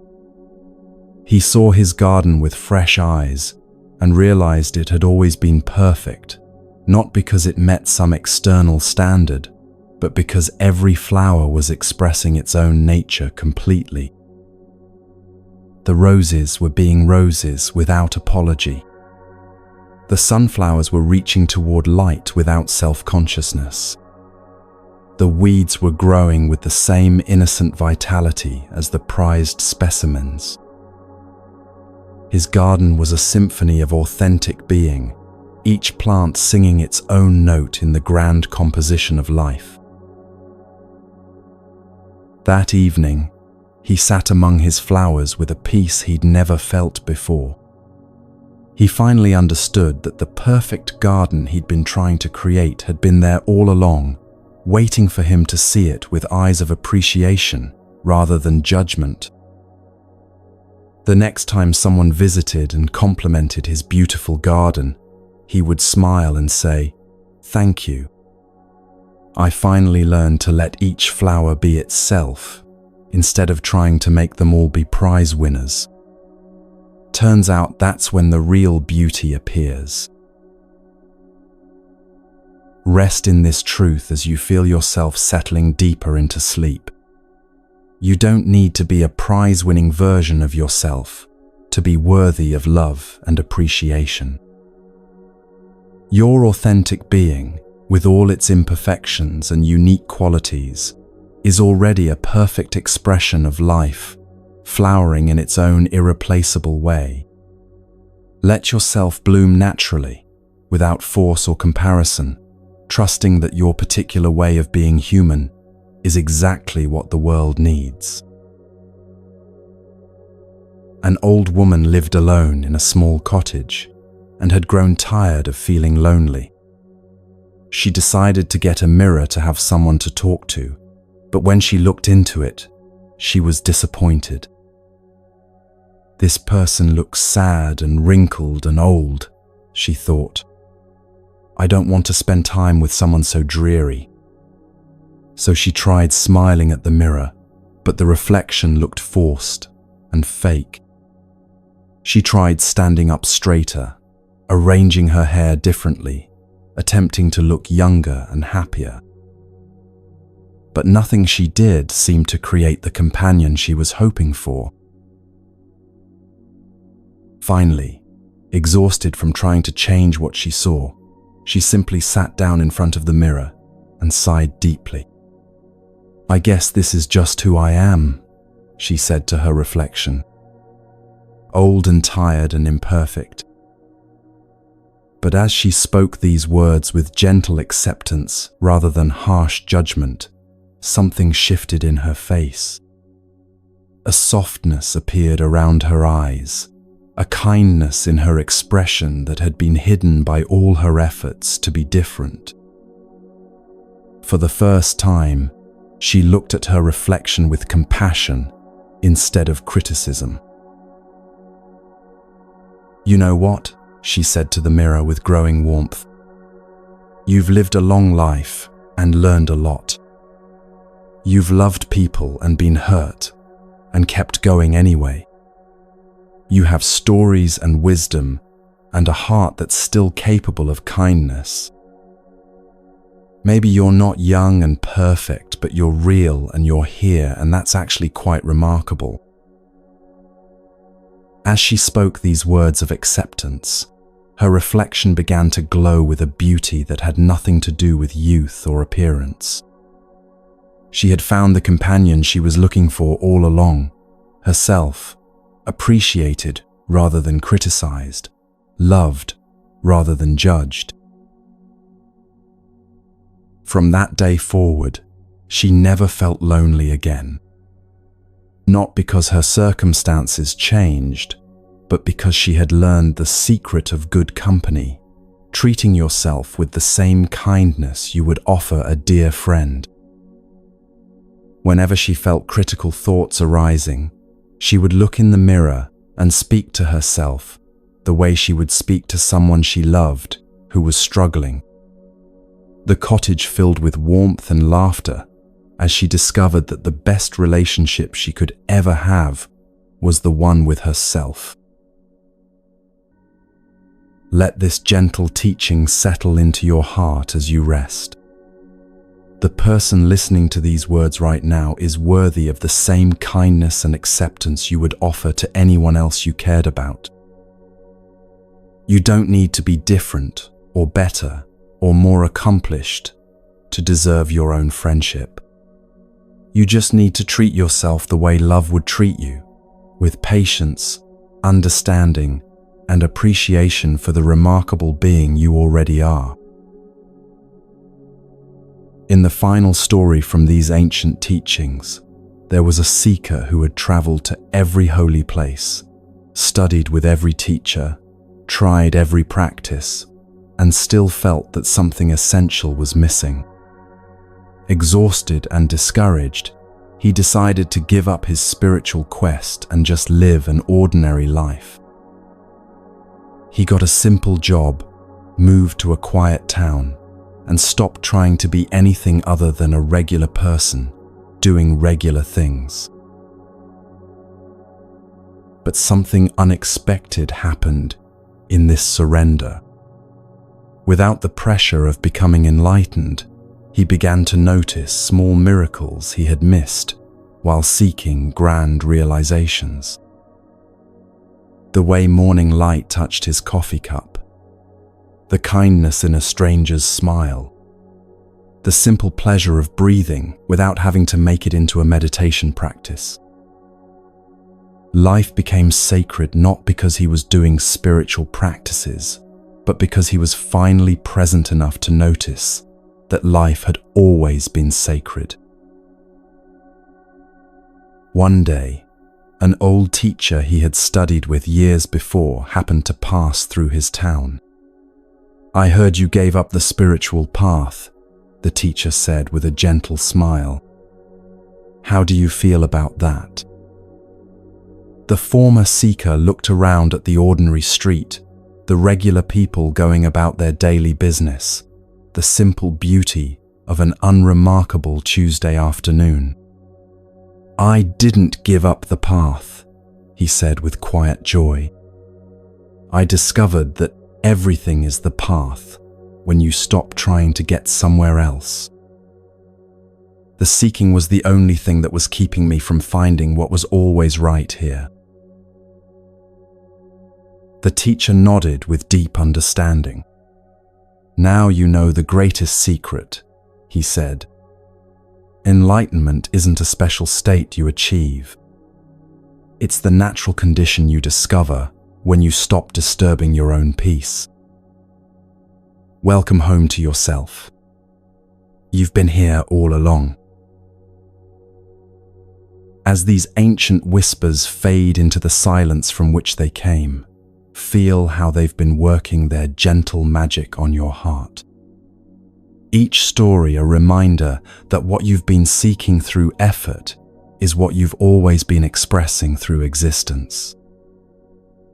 The freedom to be yourself without apology, the peace that comes from stopping the exhausting work of being someone else, the recognition that you are already the flower you've been trying to become. You are already home in yourself, already complete, already worthy of love exactly as you are. Rest here in this ultimate recognition, this gentle homecoming, this quiet end to all seeking, where you discover that what you were looking for was looking for itself all along. Let yourself be held by the ancient wisdom that has always known your perfection, even when you forgot it yourself.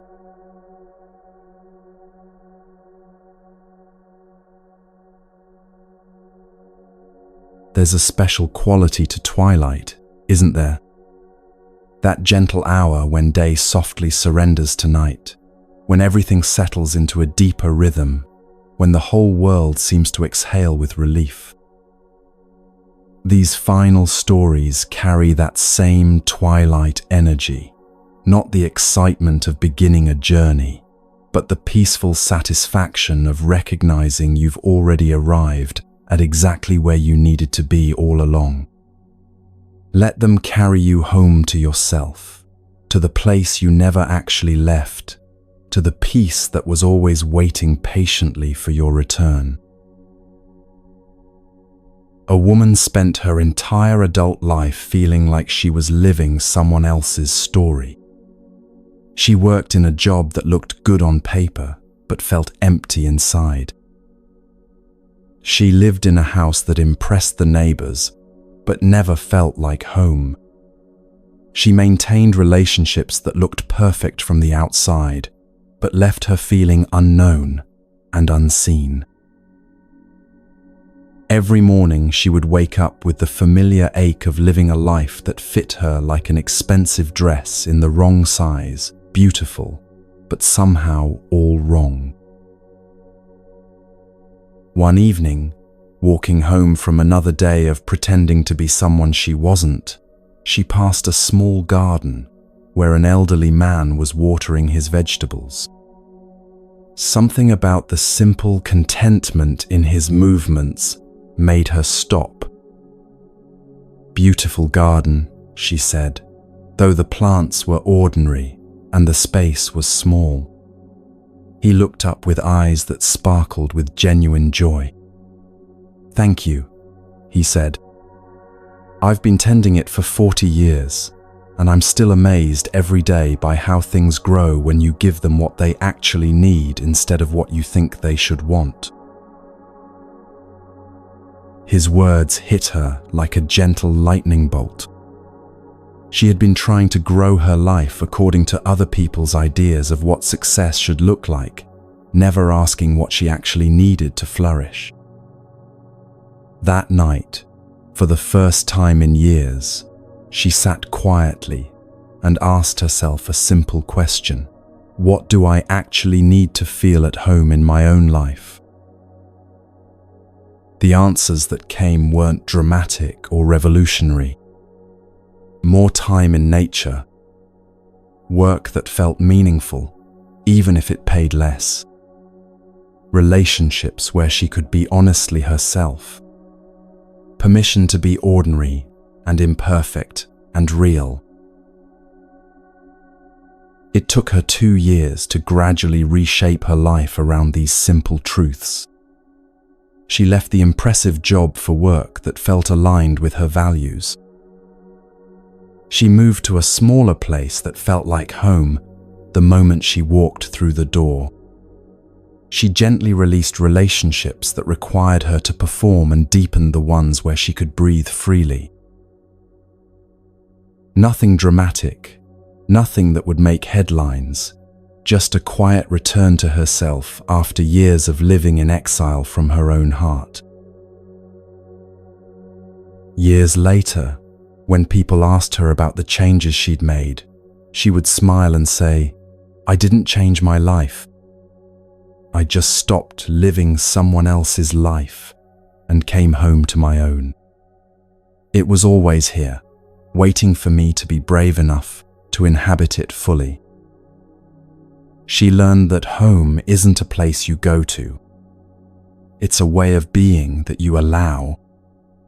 It's the deep exhale that comes when you finally stop trying to be anyone other than exactly who you are. Feel into that possibility as you rest here tonight. What would it feel like to completely come home to yourself? To stop the exhausting work of trying to fit into spaces that were never meant for you? There's a version of your life where you feel at home in your own skin, where your days feel aligned with your deepest truth, where you can breathe freely without apology or explanation. That life isn't somewhere in the future waiting to be earned. It's here now, waiting to be chosen. A teacher was asked by his students to share the most important thing he had learned in 40 years of spiritual practice. They expected some profound wisdom about consciousness or enlightenment or the nature of reality. Instead, he was quiet for a long time before saying, "I learned that everything I was seeking me." The students looked puzzled, so he continued with infinite gentleness. "Peace wasn't hiding from me. I was running away from peace. Love wasn't withholding itself. I was withholding myself from love. Wisdom wasn't playing hard to get. I was making it more complicated than it needed to be. The moment I stopped chasing and allowed myself to be found, everything I had been seeking revealed itself as already here, already present, already mine." One student raised her hand tentatively. "But teacher, how do you stop seeking? How do you let yourself be found?" The old man smiled with the tenderness of someone who had walked this path himself. "The same way you stop running and allow someone who loves you to catch up with you," he said.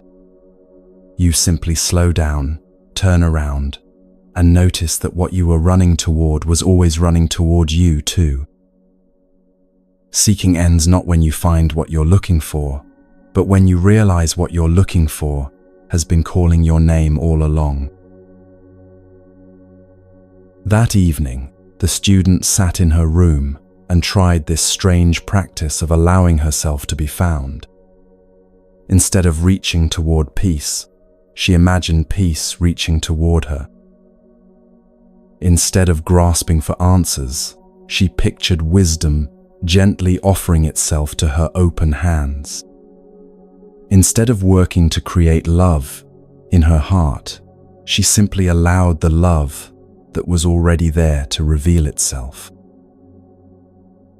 It was like switching from swimming upstream to floating downstream, from pushing doors that said, "Pull," to flowing with the natural direction of opening. "Teacher," she said the next day, "I think I understand. Seeking was the only thing preventing finding. I was so busy looking for what I wanted that I missed what was looking for me.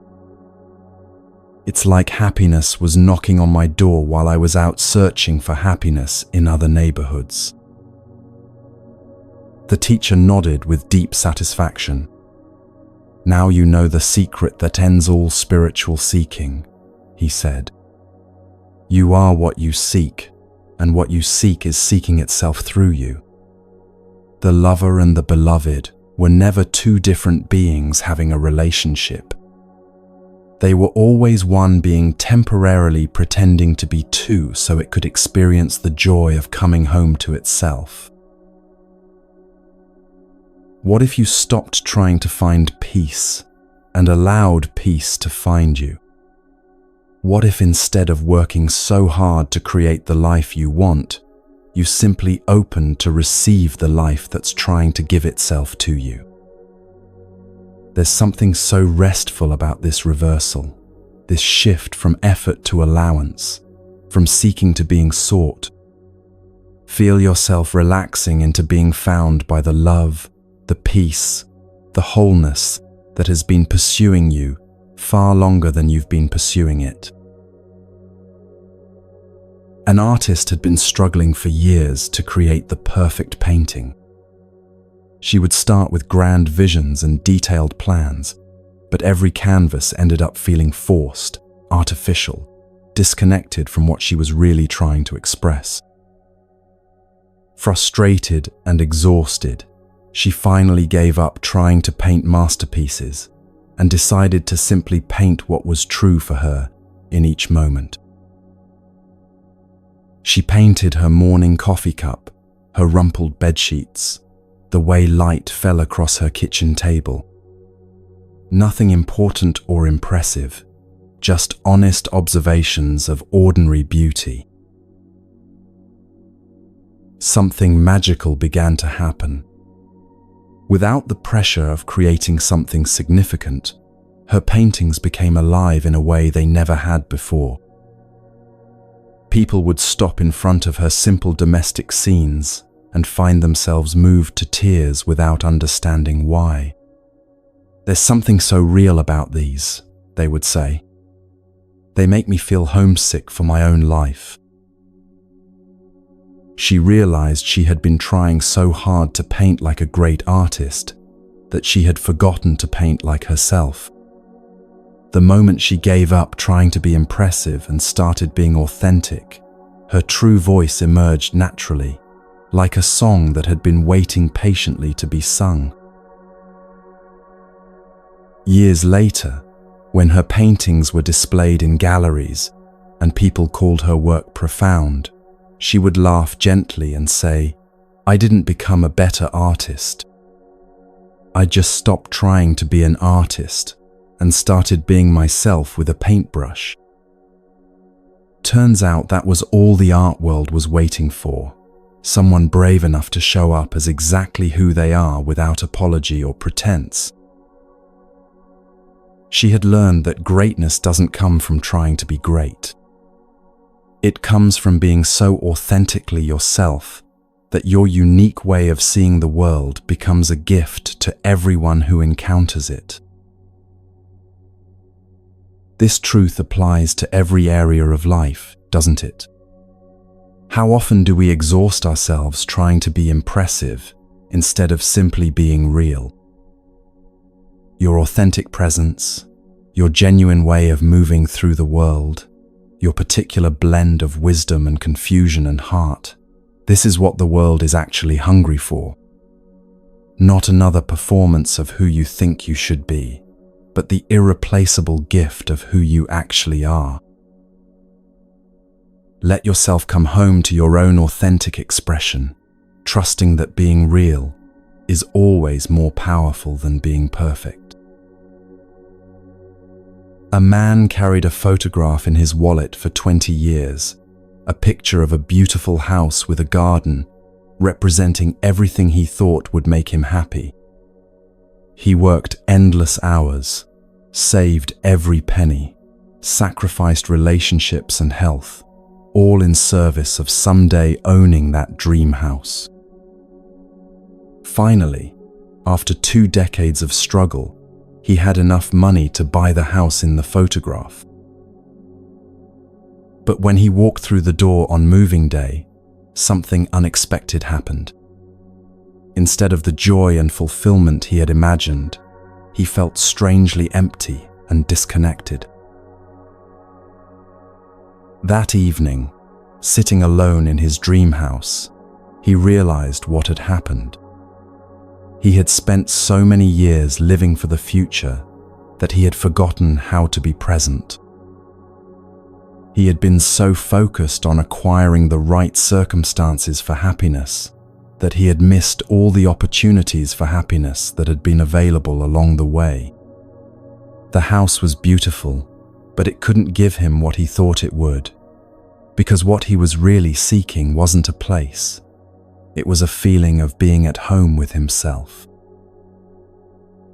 The next morning, instead of trying to feel grateful for what he had achieved, he decided to simply be present to what was actually here. He made coffee slowly, paying attention to the smell and the warmth of the cup in his hands.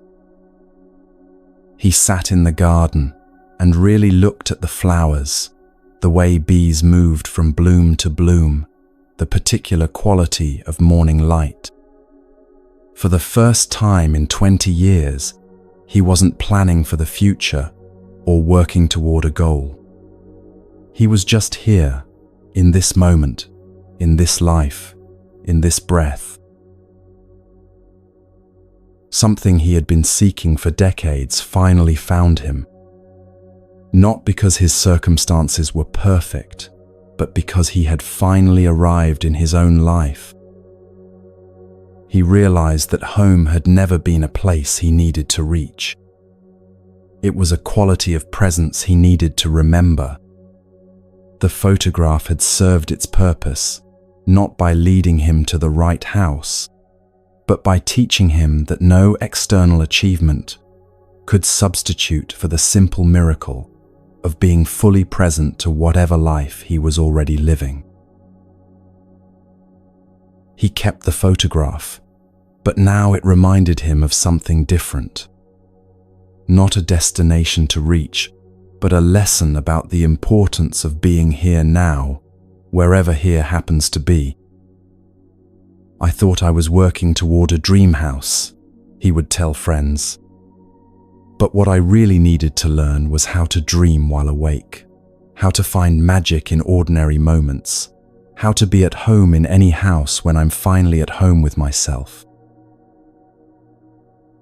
What dreams are you carrying that might be disguised invitations to be more present to the life you already have? What if the happiness you're working toward is actually available right now, hidden in the simple act of fully inhabiting this moment? Home isn't a place you arrive at through achievement. It's a quality of presence you can access any time you stop rushing toward the future and allow yourself to land completely in the now.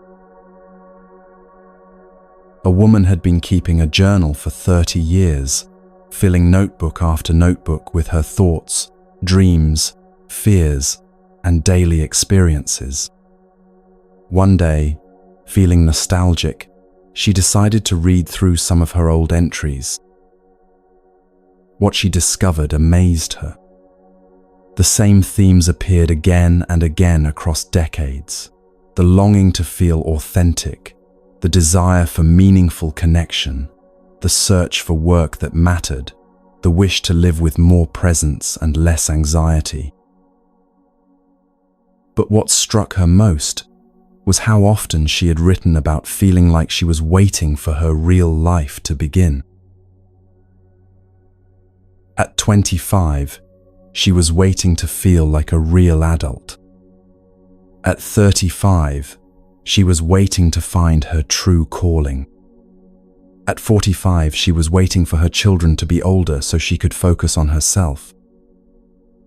At 55, she was still writing about waiting for the right time, the right circumstances, the right level of readiness to finally start living authentically.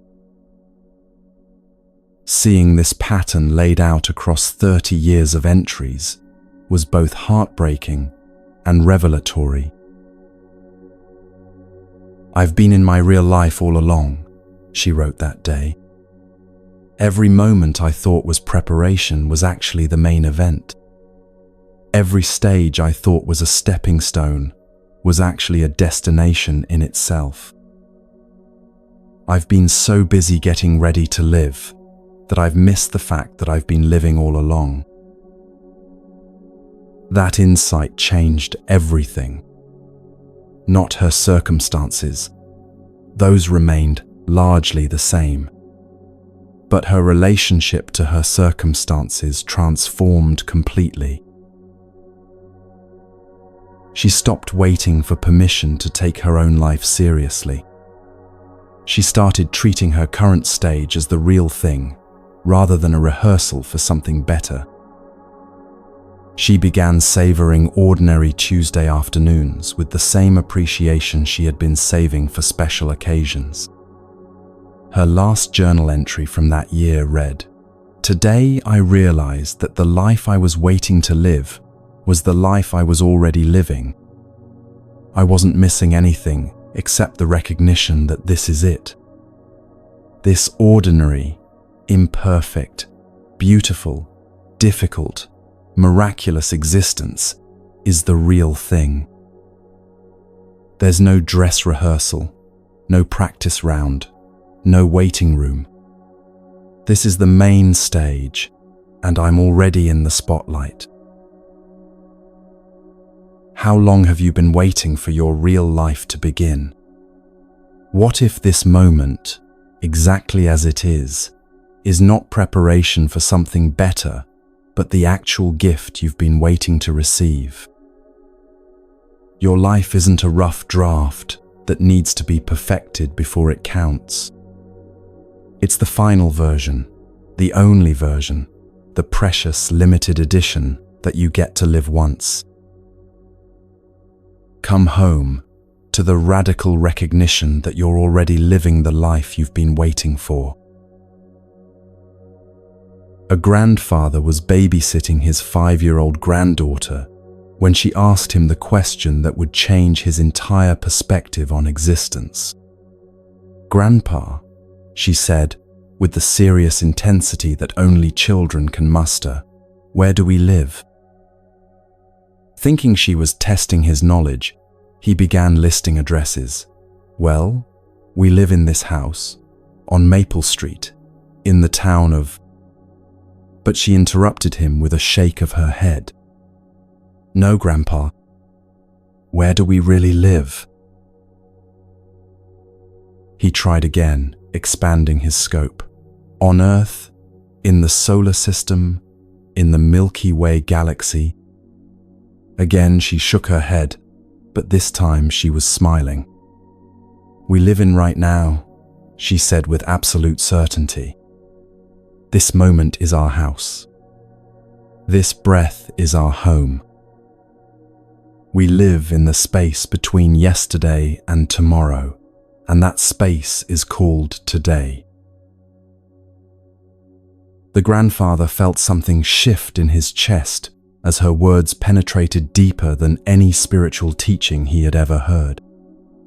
For 70 years, he had been thinking of life as a series of destinations: childhood leading to adulthood, school leading to career, work leading to retirement.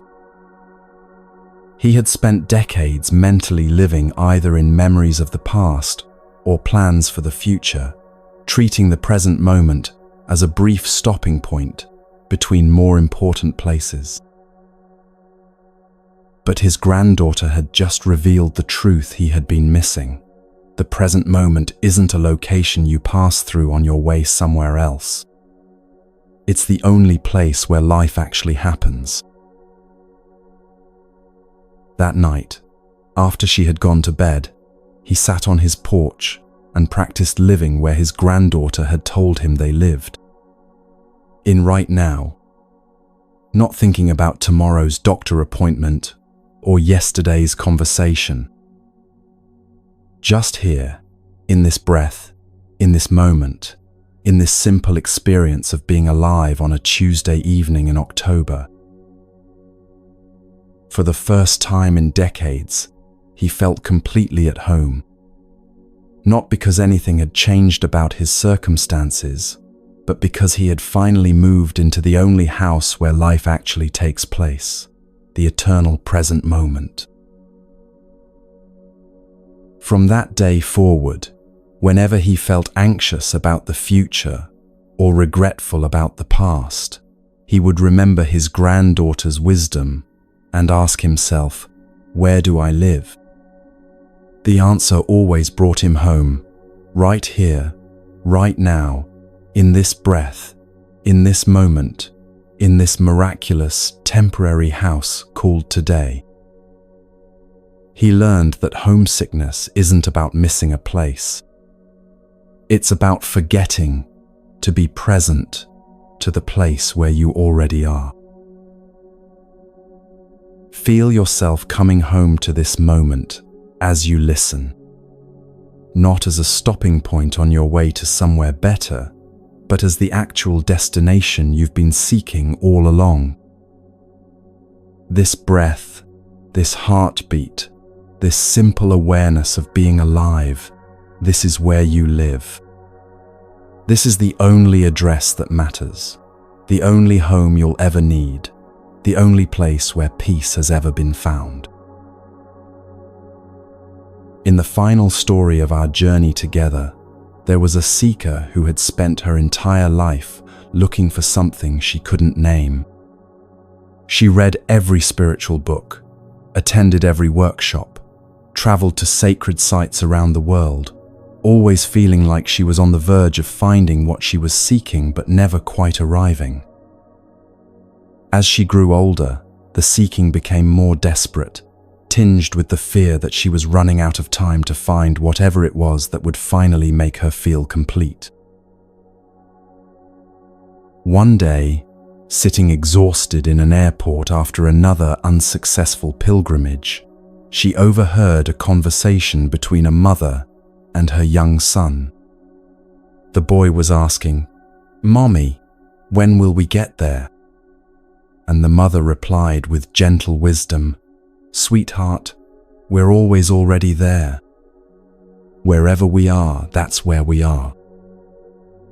The question isn't when we'll arrive, but whether we're paying attention to where we already are."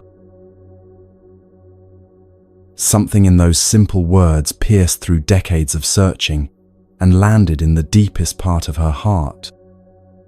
She realized she had been asking the wrong question her entire life.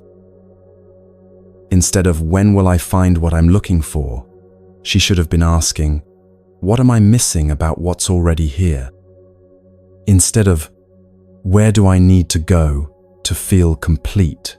she should have been asking, "how can I recognize the completeness that's already present?"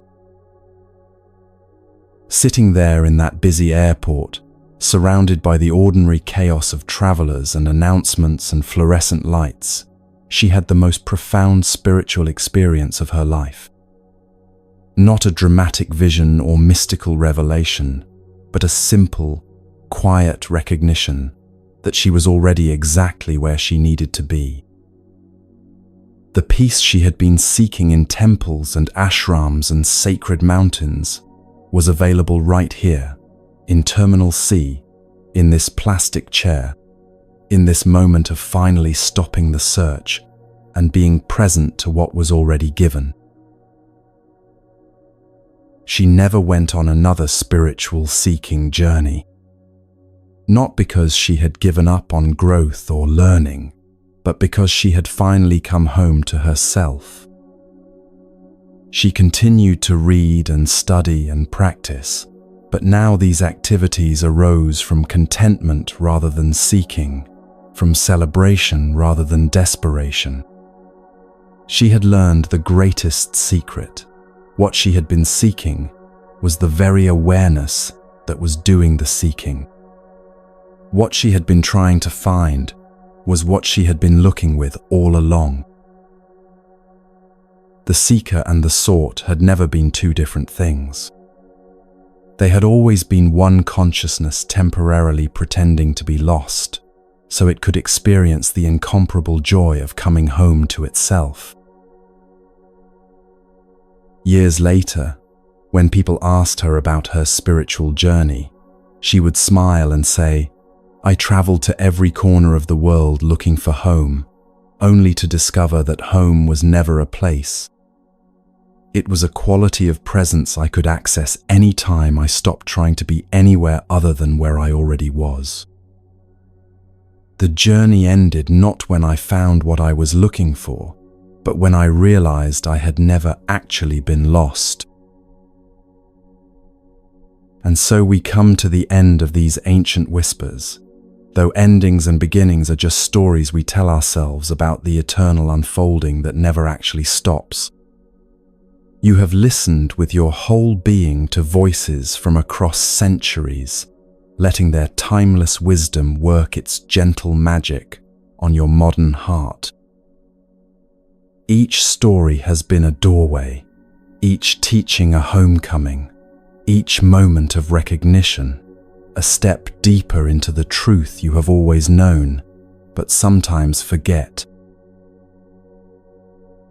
You are not broken and needing to be fixed.